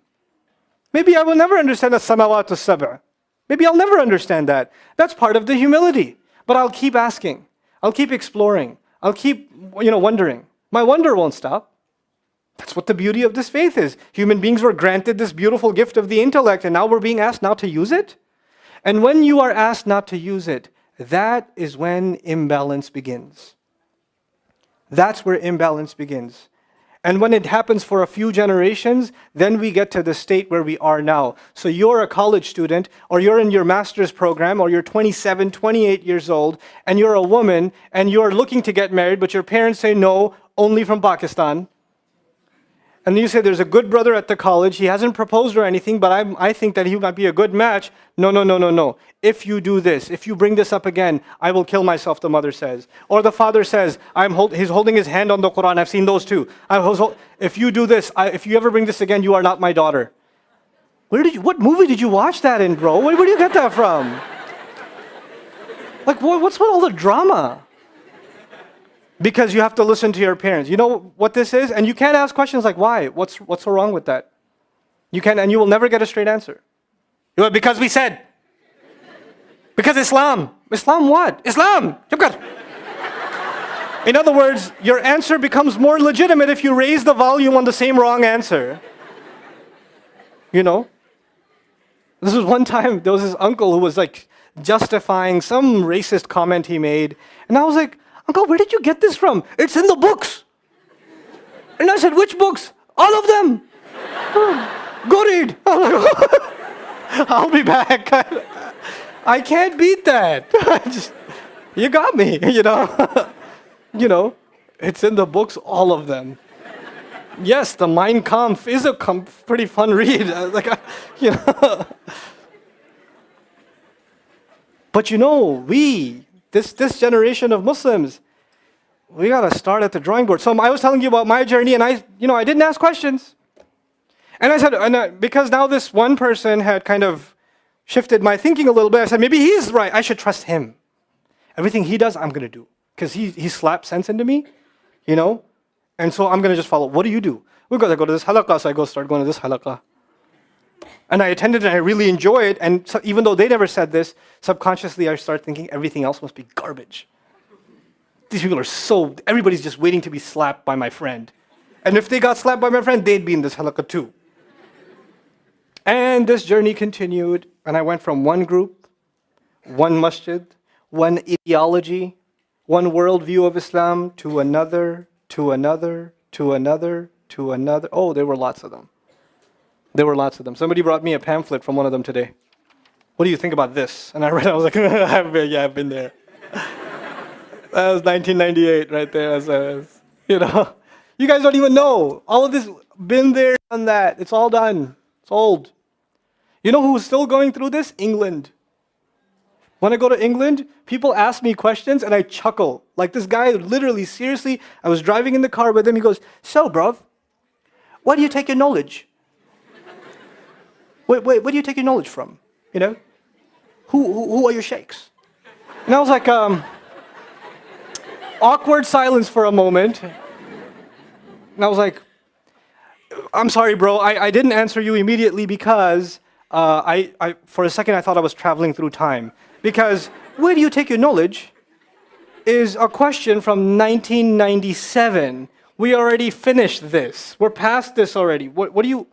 Have you been in the same, like, do you visit geocities.com? Where are you from? Like, some people don't even know what GeoCities is. That's funny. That's how old I am. Anyway, so, you know, but people were stuck in a rut. We find one thing and we train ourselves to think about Islam one way, and everybody else has to think about it this way, and if they don't, they must be wrong. And we have litmus tests for this. I literally used to go visit masajid in New York where there's a door, there's a guy there, hey, you on the sunnah?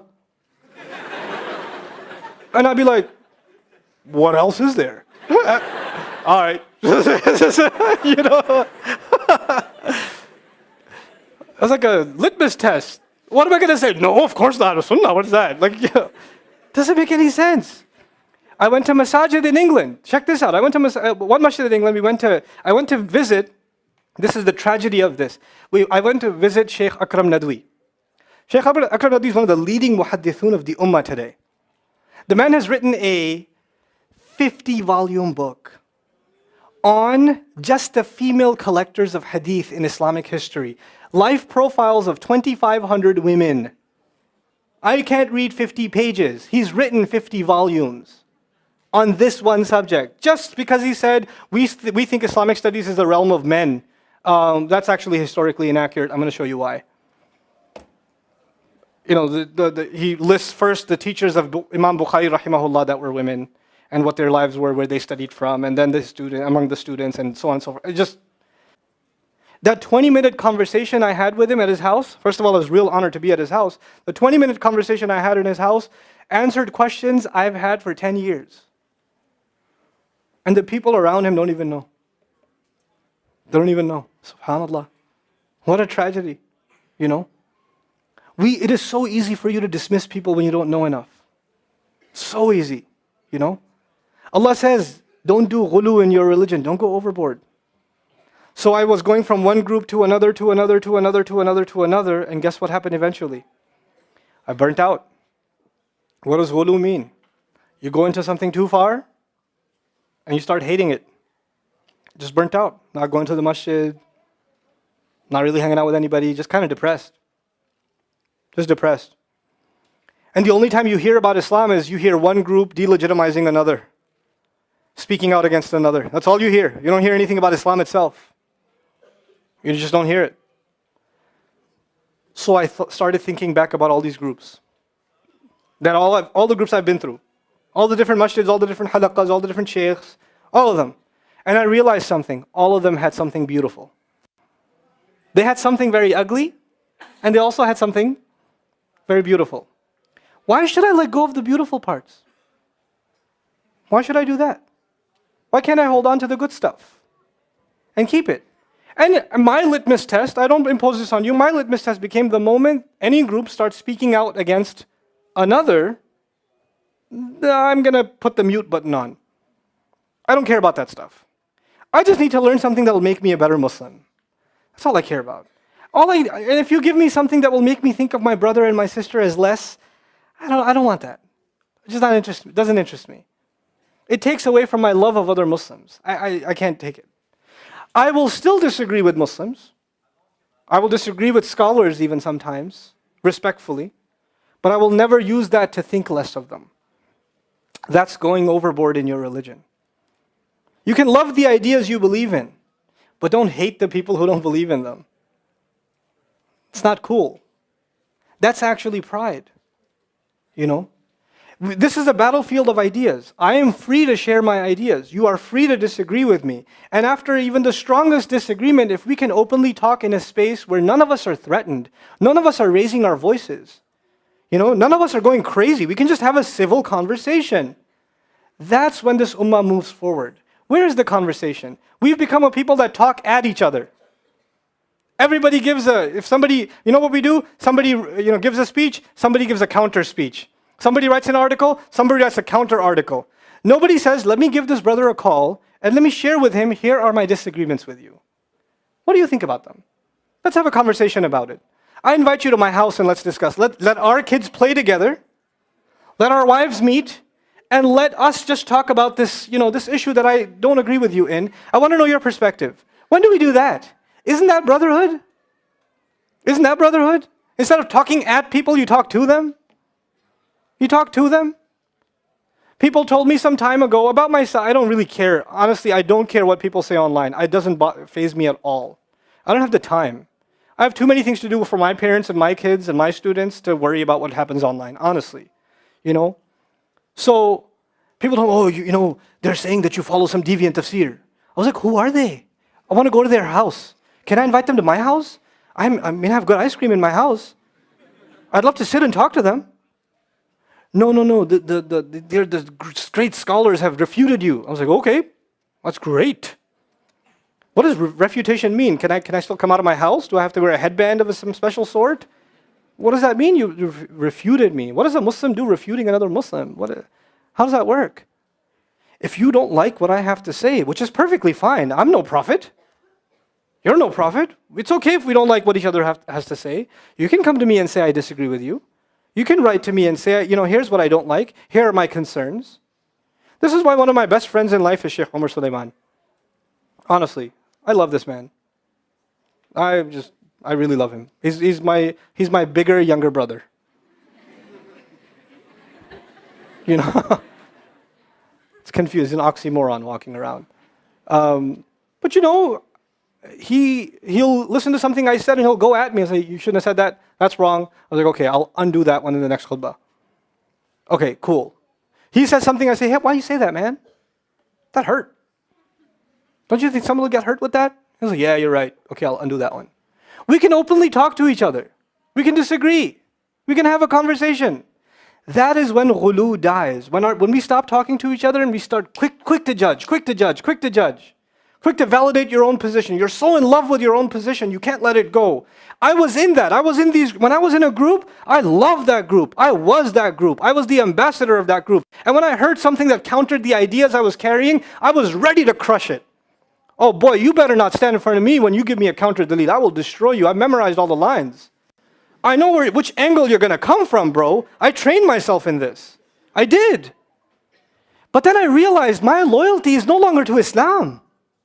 My loyalty has become to these particular understandings of Islam and the way I'm protecting them. I have to check myself. I've caged myself and I'm trying to cage others. So years go by when I realize this, and I dedicate myself to one thing. I realize I will never be able to understand all of Islam. It's too big for me. I'm going to dedicate myself to trying to better my own understanding of the language and some things about Allah's book. Maybe if I can get 1 or 2 drops out of Allah's book, I will lead a happy life. I'll be okay. So I focused myself on that for the last 10 years. And in that time, as I traveled, I would meet some kids that are still in one of those, one of those phases that I've already been through. And they sit me down, brother, nice speech, but I have some concerns. And they'll walk me through the spiel. But I know the spiel, bro. I used to do it myself. So he gets to point 1 and point 2, and I stop him at point 3. I say, hey, wait. This was point 3, right? And this was the point 4 you were going to make? He goes, maybe. And I was like, how long you been attending the halaqas? He goes, what halaqas? He goes, I know. I know, bro. Because perhaps I've been attending some halaqas. I was like, yeah, and you have hookah late night afterwards? Discussing how you're going to bring Islam to society? You usually miss Fajr, haven't called your parents in a while? Developed a smoking habit in addition to the hookah that wasn't enough for you? Perhaps. And then I said, listen, bro, I know you really want to do this for Islam. You want to debate me for Islam. But I'm asking you 2 things. Call your mom and dad every day and pray Fajr. Just work on that. Okay? We'll establish Islam together. Just work on that. You get caught up in this stuff, in one thing or another, and the world becomes nothing to you. And I tell you, when you get caught up in these ideologies, the first thing to suffer is your family. The first thing to suffer. I'm being very real with you. This is ghulu in deen. For us, we hang on to one idea. We tell ourselves we're serving Islam by stending nights and nights and nights discussing something or another at these late night restaurants with questionable content on the TV screens. And we do this on Steinway Street, and we do this on Atlantic. I know. We do this on Atlantic, and we do this by Chicken Guy. Right? And we do this, and then, the mother doesn't know where you are, the father doesn't know where you are. Nobody's ever checked the cache on your laptop. And we do this and we think we're serving Islam, doing something for our deen. Stop kidding yourself. The first thing the deen fixes is your relationships. If you're really serving your deen, you would see a tremendous change in your relationships. The way you are with your brother, your sister, your parents. The ones closest to you are drawn to the perfection of your akhlaq. That was what the Rasul ﷺ did first. He had that even before Risala. He had the perfection of akhlaq, character. The people most impressed with him were his family. Today, you will find young people, when they get into the field of da'wah, the people least impressed with them are who? Their family. Everybody else, oh, and the family says, eh. Honestly. You want to become a speaker, you want to give da'wah to people, you want to convince people of Islam. Where's time with your family? This is ghulu in religion. We've got to balance all of this stuff. And if you're living in New York, you're already used to balancing crazy numbers of things. You've got work, you're living hand to mouth. It's not an easy life here. It's one of the most expensive places to live in the world. That's where you chose to live. I know you don't think there's nothing outside of this in America. Everybody else has got straw in their mouth and they're just, and a banjo in the trunk,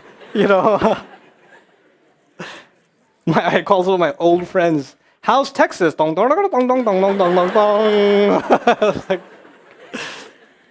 that's pretty good out there, so. But you live here, so yeah, it's hard, even harder to balance here because you have time for nothing. You have time for nothing. You leave 6 in the morning, an hour and a half, 45 minutes, whatever it is in the subway, and after being pushed around in the bus, then you go to work, then you go to school, then you do some more work, then you get some pizza, and then you get back on the train, and then by the time you get home, you're done. You don't see your parents, you don't see your wife, you don't see the child, you don't see nothing. And you know what? If that's the case with you, you need to figure out a way to make time for your family. The balanced approach to religion means you learn to balance all of this stuff. And you don't lose your soul in the process. If you have 45 minutes on the train, then just memorize some Qur'an at that time. Keep yourself busy with something productive. Do some ibadah. Every second will count. Every letter you recite is 10 good deeds. Imagine how much you can rack up over time. I remember memorizing Surah Al-Isra and Surah Al-Kahf on the subway when I was in college. 1 ayah a day. I didn't even know Arabic at the time. I was just like, okay, I'm just going one ayah a day, one ayah a day, one ayah a day. You know? It's not hard. You could do it. So now at least you have some spiritual avenue. Maybe you didn't get to sit looking at the sky. Maybe you didn't get to do qiyam al-layl in a masjid. But you've got to find ways to serve, to fulfill the needs of your heart during your day. You have to make that time. You have to make the time to reach out to your parents. And text messages aren't enough. I'll call you later. That's not, I'll talk to my parents. I told my mom I'll call her later. You want to text her? Tell her you love her. And if you tell your mother you love her and she says, no, you don't, that means there's something wrong with you. That means you keep saying it, but you've done nothing for it. You've never spent any time with her. You've been ignoring her. So those words offend her because she can see right through them. So you don't get, I told my mom I love her. She said, no, you don't. No, actually, she said, where's the proof? You've been ignoring me all this time. Well, saying I love you changes everything? These are empty words to you. If you love someone, you spend time with them. Without your phone. Without your laptop. You sit with them. If you love your father, you do that. You spend time with them. You know? For the young men here, learn to get up for Fajr, man. Stop hanging out late night. It's New York. I'm just being real. We could give theoretical lectures. You're not getting up for Fajr. Wake up. Stop going to sleep late. That's balance in your religion. Don't go out late night. I know the restaurants are open till whenever. I know you're used to the nightlife. I know. It's tempting. It's fun. When else are you going to do it? You need to let loose. There should be a time you can let loose. That's fine. But if it's hurting your salat, man, you just got to stop. You got to find some other way. You know? Young men here, you know, you should have a relationship with a masjid where you go where nobody knows you, and you go every once in a couple of weeks and you spend a few hours just sitting there reciting Qur'an to a wall. You're just sitting there on your own, nobody's around you, you're just doing ibadah, it'll help you. It'll give you peace. If you can't go to a masjid, go to like Flushing Meadows Park and sit by the water and recite Qur'an. Where nobody cares about nobody's going to be around. You know? Just do that. You have to find that time. This is ghulu in religion. And if we don't find it, and when you get ghulu in religion, things go crazy. The Christians developed ghulu, overboard attitudes in their religion. It led them to even worshipping their prophet. That's why it's mentioned twice. لا تغلوا في دينكم غير الحق. The second time in Surah Al-Ma'idah. Without any justification. You're going to go overboard in one thing or another without justification. It's going to mess you up and mess the people up around you.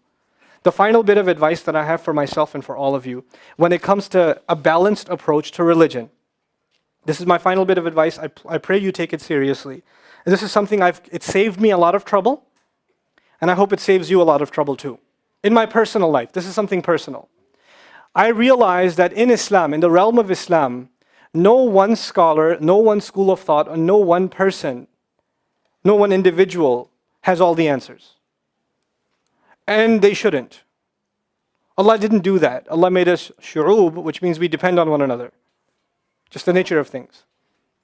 So if somebody is giving you knowledge of aqeedah, for example, you're studying aqeedah, which is a great thing to study, that doesn't necessarily mean that's your source for fiqh.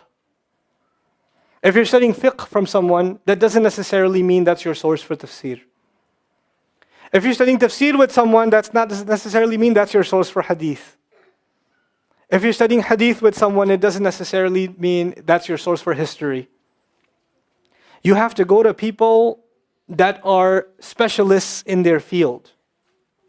If you really want genuine answers and deep and profound answers, you have to go to people that specialize in their fields. One of the things that's caused an insane amount of damage to Islam in the last century is people who know a little about a lot of things. When you have a little bit about a lot of things, it seems like it's a lot of knowledge, but none of it is deep. You see? You can quote a lot of different things, but you have depth in nothing. You see? Somebody came to me during the question and answer session and asked me about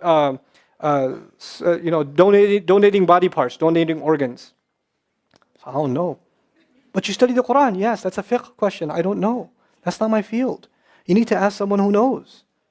That's a hard question. Somebody asked me a question about aqeedah or about history. I don't know. You need to ask somebody who studies aqeedah in depth, and they can explain it to you in a way that is more appropriate to the concerns you have. I can't answer that for you. What about this hadith? Is it sahih? I don't know. But it's in Bukhari. I still don't know because that's not my field. People write about me and they complain. Somebody emailed me, why don't you ever talk about hadith? I said, because I'm not a muhaddith. Because I have too much respect for that subject. I only quote a hadith, I only mention a hadith if I have sat with a scholar myself and have understood it from a scholar. And I've done that with only a few ahadith. I've read a lot of ahadith. I've studied a lot of ahadith. I don't talk about them because I have too much respect for that subject. I don't want to make that a casual subject. Because I've seen the damage that does. I've seen the damage it does when a high school or a college student Googles hadith on this, that, or the other, and they don't even know the Arabic, nor the chain of narration, nor the nuances, nor the context, and they're ready to quote it in the face of their MSA friend who they're trying to beat in an election or something. I've seen it. That's a disrespect to the words of Rasulullah sallallahu alaihi wasallam. These words are sacred. You have to have some respect for them, some respect for the nuance that's in them. And you can do a lot of damage to people if you don't know what you're talking about. You think you're quoting the words of Rasulullah sallallahu alaihi wasallam, you're doing damage to people. And that's why not only should we not speak about things we don't have deep knowledge of, don't talk, you can give people advice. You can tell people about being regular in their prayer. You can tell people to stop lying, stop being angry. These are universal pieces of advice. You don't need to be a scholar for those things. But when it comes to shari'i matters, what's halal and what's haram? What should a married couple do when they're having trouble? They shouldn't be going to a faqih, they should be going to a counselor. That's a counseling realm. That's not a, no, what does Islam say about my husband who does this? No. There's a lot more to that story than your husband doing this. You've been married for some time. There's a lot of issues there you need to sort out before you say, my husband does X, Y, Z, I need an Islamic answer. It doesn't work that way. It does not work that way. You're oversimplifying and you're trying to use the religion as a weapon against your loved one. Don't do it. And don't do it against your wife either. Husband and wife don't get along, and the wife is crying, and he says, what's the matter? No, don't talk to me, I don't want to talk to you. And he quotes the hadith, if you're displeased with me, the angels will curse you the entire night. It's a sahih hadith. It's a sahih hadith. But you know what? Even if she turns towards you, you think it's because of love? Is that love?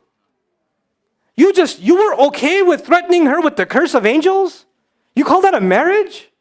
Is that why the Rasul gave that, sallallahu alayhi wa sallam? Shame on you. How dare you quote that?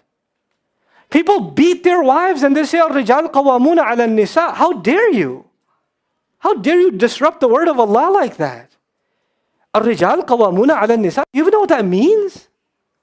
Qawam, I gave khutbah about that in JMC when I came last.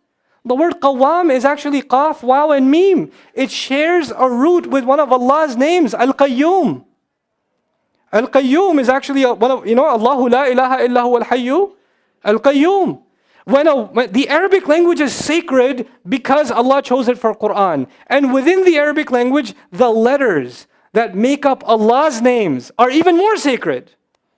So when you think you know what qawam means, think again, it's a letter. These are letters that are one of the names of Allah, come from these letters. So before you draw any conclusions, study, know what it means first. And it means caretaker, the one who stands up for someone, the one who does activities with someone. It has over 100 meanings, and beating is not one of them. Neither is authority. Terrible translation, men are authority over women. The authority of men is established in other ayat, not this one. So know what you're talking about.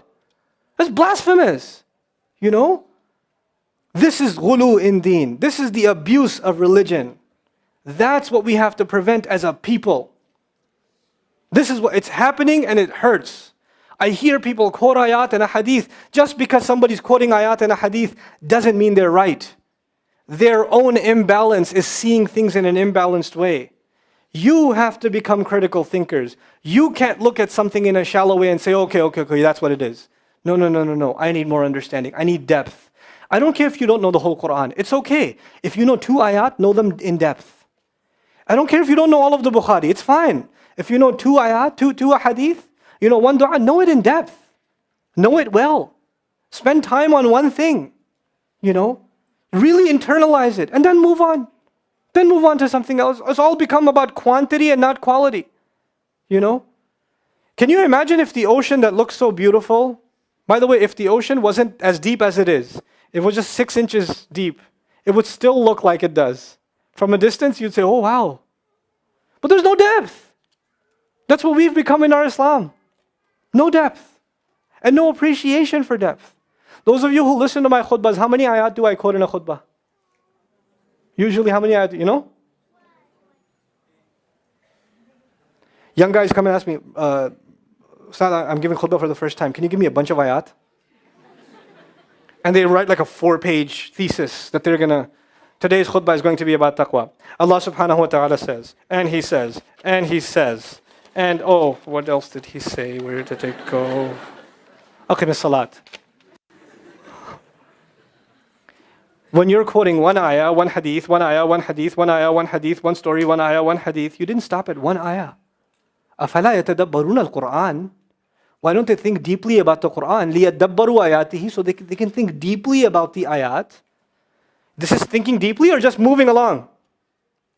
I mean, when you see a beautiful mountain, do you just say, oh, that's nice? Do you do that? Or do you stand there and go, whoa? When you see an incredible painting, do you just stand there stunned by it, or you just go, We don't even do that with things Allah created in this world. We're stunned. Nobody goes to the beach for 1 second. Oh, such a beautiful sun. Oh well. Next thing, mountain. Where's the mountain? Let's look at the mountain. Let's get this out of the way. You know, when you're experiencing something beautiful, you want to stop. You want to taste it. You want to take it in. You want to be able to appreciate it because this might not come again. Why don't we have that attitude towards the text? Because we have ghulu. Just give me the quick version. Give me the quick version. Let me move. This book is so beautiful. The sunnah is so beautiful. The Rasul's words, sallallahu alaihi wasallam, are so beautiful. They will make you cry if you just spend time on them. If you want to find balance in your life, I know I said the last advice. Can I give you one more bit of advice? One last one. I promise, one last one. If you and I want to find balance in our lives, here's where we begin. We begin by conversing with Allah. If you're not personally talking to Allah, you're never going to find balance in Islam. Talking to Allah means you have to learn the etiquette, the manners of making dua. You have to learn what it means to pray to Allah. And it's okay, if you don't know Arabic and you don't memorize well, you can pray to Allah in Urdu, it's fine. Punjabi, I'm not sure, but Urdu is fine. You should be okay with Urdu, okay? If IUD is Guyanese, it's okay, okay? But it's good for you if you were to memorize some of the prayers of the Prophet ﷺ, because that's how he used to converse with Allah. Our messenger, Allah conversed with him and he conversed back with Allah. The Qur'an is how Allah conversed with him. The du'as of the Prophet are how the Prophet ﷺ conversed with Allah. It's a two-way conversation, right? So every Muslim should own a copy of the Fortress of the Muslim. You should have a plan on how in the next week you're going to know one more dua. Just as a family, the whole family will learn one more dua, and you'll sit there and you'll think about what Allah is asking you to say when you enter the house. What are you actually saying? When you enter the masjid, what are you actually saying? Think about it. It'll make you different people. It will just absolutely make you different people. And it will make you comfortable speaking to your master. And those who speak to their master, Allah guides them in ways you can't even imagine. You would think, Ustad, in the middle of all of these groups, and all of these ideologies, and all of this information on the internet, and all of the attacks on Islam, there's so much confusion. How in the world are we supposed to find guidance? How are we going to find guidance? And my answer to you is, if you talk to Allah, then you could be in the darkest times and in the most hopeless situation, and Allah will find a way to guide you. This is how I wanted to end this. The story of Robert de Villa. You know who that is? No, you don't, because I do. 3 months ago, I gave khutbah in Fort Worth. I haven't been to that masjid in 4 or 5 years, and they invited me for some reason, and I went. And I gave khutbah there. My khutbah was about dua. An Egyptian fellow comes up to me, a young man came up to me afterwards, he goes, Allah fulfilled my dua today. And I said, what's your dua? He said, my dua was that Nouman Ali Khan should meet Robert de Villa. I was like, are you Robert de Villa? He goes, nope, I am not Robert de Villa. Robert de Villa is my friend. But I think Allah is fulfilling my dua. I was like, fire away, I want to know. Robert de Villa is a young man who lives in a town 40 minutes past Fort Worth. He was a farmer, young guy. And he was hit with some sort of genetic disorder that kicked in later on in his life, and he became paralyzed from the neck down. And he lives in a nursing home. Most people in that nursing home are 90 years, 100 years. They're really, really old people. And then there's, his room where he's paralyzed neck down. He's the only 30-something-year-old that is in the nursing home, okay? And he's been in that nursing home for the last 10 years. His family got a computer for him that's voice activated, so he can give voice commands, put a headphone on and Google stuff and search stuff so he can surf the web and find information. In his room, and by the way, staunch Christian family, the minister comes and prays for him every week and things like that. And his best friend was in the bed next to him. One of his best friends. He became best friends because he met him at the nursing home. This person was also paralyzed and he needed a new liver. Okay? A liver transplant. He was waiting for a liver transplant. And they used to talk about, God and things like that all the time. They were good friends. Finally, his best friend got a call that there's a donor available for the liver. So he's so excited. He goes, Robert, I'm going to miss you, but I'm going. I've got a donor. So they take his friend and they go into the operation, and his friend died at the operating table.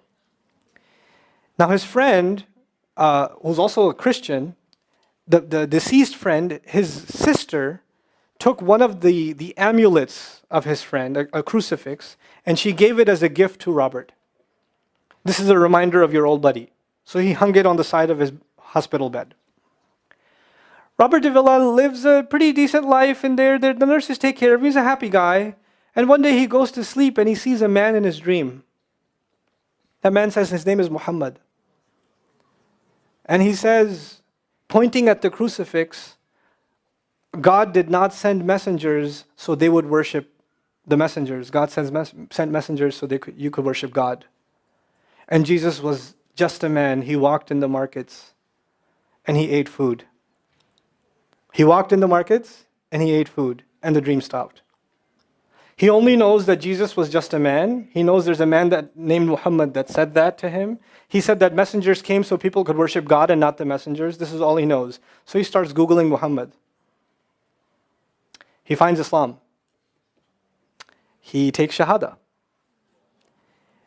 When he takes Shahada, he wants to learn about the Qur'an. So he goes on these chat sessions and finds somebody needs to teach me Qur'an. He finds a brother in Egypt that he gets together with on Skype to try to learn Arabic. Learned the Arabic alphabet. Once he learned the Arabic alphabet, he learned to recite the Qur'an. He memorized 10 surahs from his hospital bed. Then he said, I'm beginning to memorize the Qur'an, and I'm beginning to learn about this prophet, but I need to understand the Qur'an. So he starts Googling how to understand the Qur'an. And for some reason, he ends up on my videos. And he starts watching my stuff. And he watched almost everything. And then here's the kicker. In the nursing home, there was an Egyptian fellow that used to come in and do some repair work.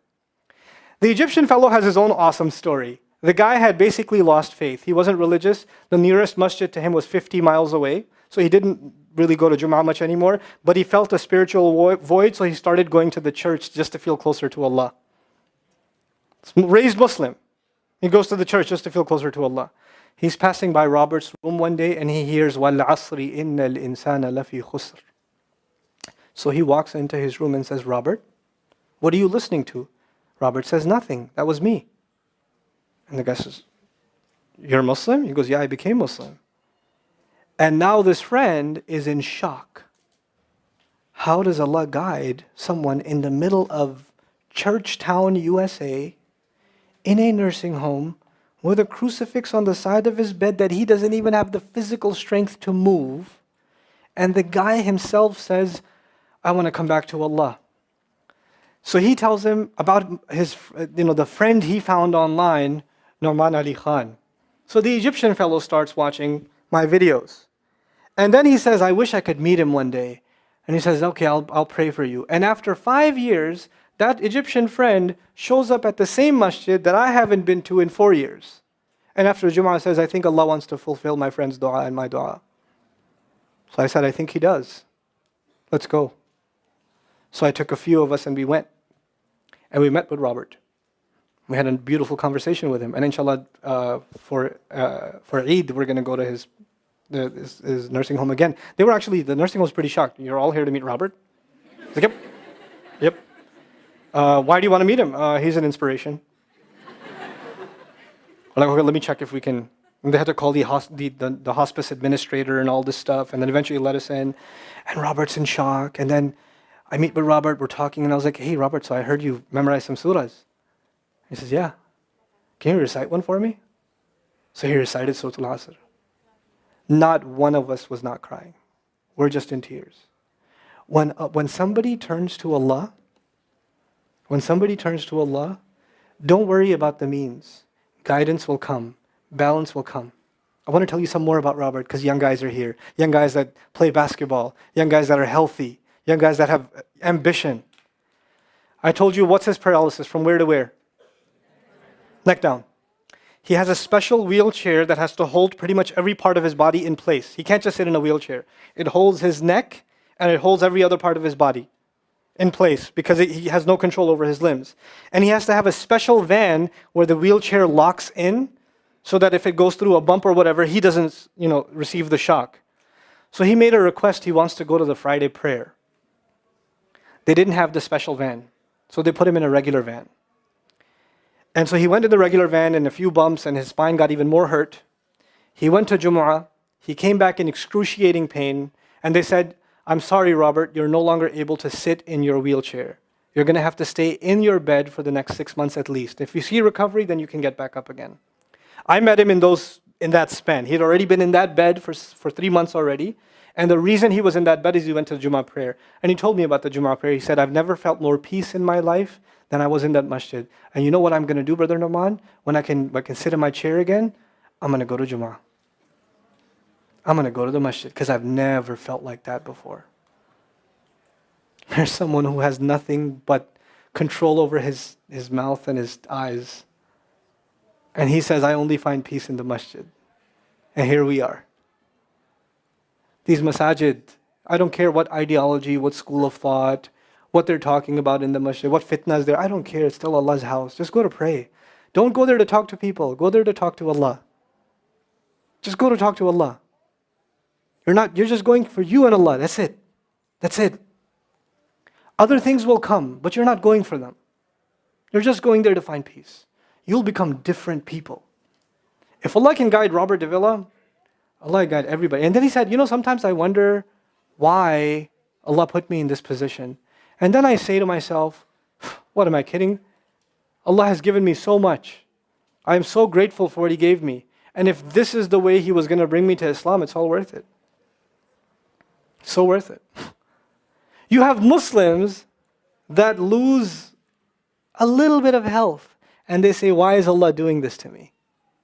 And this man, if you would think, nowadays atheists argue because of suffering, there's no God. If one man has in a position to say, I don't believe in God. If there was a guy, why would I be in this position? It would be Robert Davila. That guy would say, I don't believe in God. If there was one, why would I be in this mess? And yet he's in this position, and I've never seen a face with more nur. Never. I've never seen a face that has more contentment on it. He's so satisfied with life. He's so happy. He's just happy.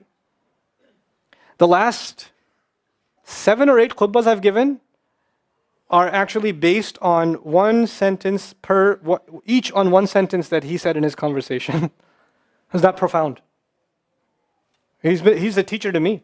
I consider him a teacher. He's my sheikh. Somebody says, who's your sheikh? I say, Robert Davila. Really? Is that a pizza place? Or no. People, the guidance is all around us. You don't have to get worried about what's not there. There's plenty there. You know what Allah did for the people of the cave? He even guided them in where to sleep. He even guided them on where to turn. As the sun was coming, they'd turn away from it. As the sun came from the other side, they'd turn the other way. Allah will guide you in your sleep when you make dua to Him. He'll even guide you in your sleep. Every toss and turn will be guided by Allah. Can you imagine? We shouldn't be skeptical in Allah's guidance. We shouldn't worry about how am I going to find balance. No, that's Allah's job to guide you. Your job is to talk to Him. Your job is to get sincere. That is the message I have for you. That is how we're going to find balance. Honestly. Where it's, and if once you do that, once you become sincere to Allah, Allah will open doors. Allah will give you friends, Allah will give you teachers, Allah will give you access to resources, all of which are going to bring you closer and closer and closer to Him and to the truth and make life better for the people around you. This is really the gist of what I wanted to share with you. I don't want to speak longer. I've spoken too long already. I love coming back to New York, and I'm so, so grateful for Queen's College. And the MSA here, mashallah, they put up with me. I give them a hard time, and they still put up with me. I show up half an hour late, and they're still really nice to me. They didn't give me the look of death that I used to give to speakers when I was the MSA guy. And Imam Siraj Wahad showed up 40 minutes, and I was like, Mom. And then he used to, it's okay, Nouman, it's okay, it's okay. You're doing good, Nouman, you're doing good. I was like, okay. Okay, fine, since you put it that way, I shall accept that, But I'm very grateful for you guys, and putting up with this crowd. We're not easy to deal with. We have lots of complaints too. So if you see an MSA person, just pat them on the back or say thank you or whatever. Appreciate the effort that they've done.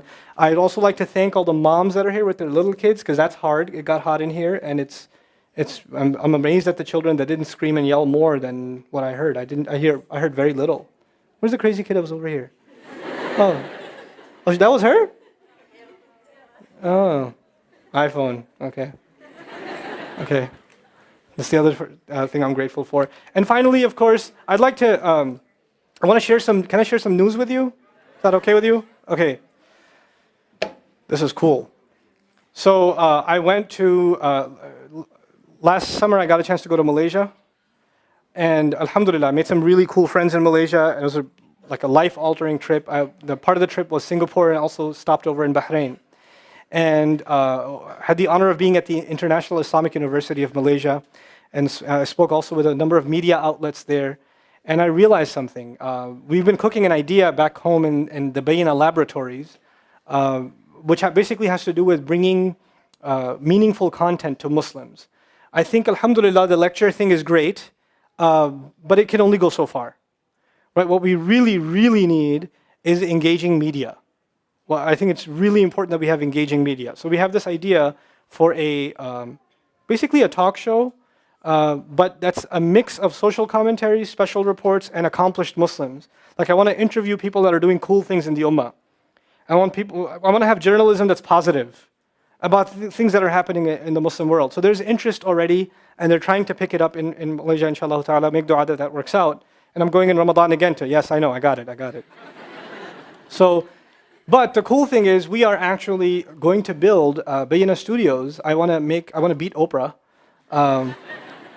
in Texas, inshallah. We're hoping to actually buy a church that's on sale and turn it into a live audience studio, and start talk shows and discussions there that will be broadcast online, and it will also be broadcast in TV stations around the world, inshallah ta'ala. Now, if you would like to contribute towards that, we don't do fundraising, but what we do ask you to do is subscribe to Bayina TV, bayina.tv, because the next couple of months of subscriptions are going to go towards the purchase of the campus. You subscribe and you get access to the translation of the Qur'an, the Arabic courses, all the stuff that's on there, and all the new stuff that's coming on there. How many people are familiar with Bayina TV here? Quite a few, mashallah. That's great. So the sisters, this might interest you. The two new upcoming things on Bayina TV, the recent one was the hijab lecture. What is hijab anyway? So I did a 4-hour piece on just the ayah of hijab, because there's some confusion about it apparently. So I figured let's just talk about the ayah. Let's sort that out a little bit. And the next ayah that I'm going to be working on in a month and a half's time is the ayah about beating women. Because if we don't love the ayat, where's our iman? If the ayat are giving us trouble, then we have to fix that, don't we? We have to love the ayat. Thank you so very, very much for listening and being patient with me. Jazakumullahu khairan. Assalamu alaikum wa rahmatullahi wa barakatuh.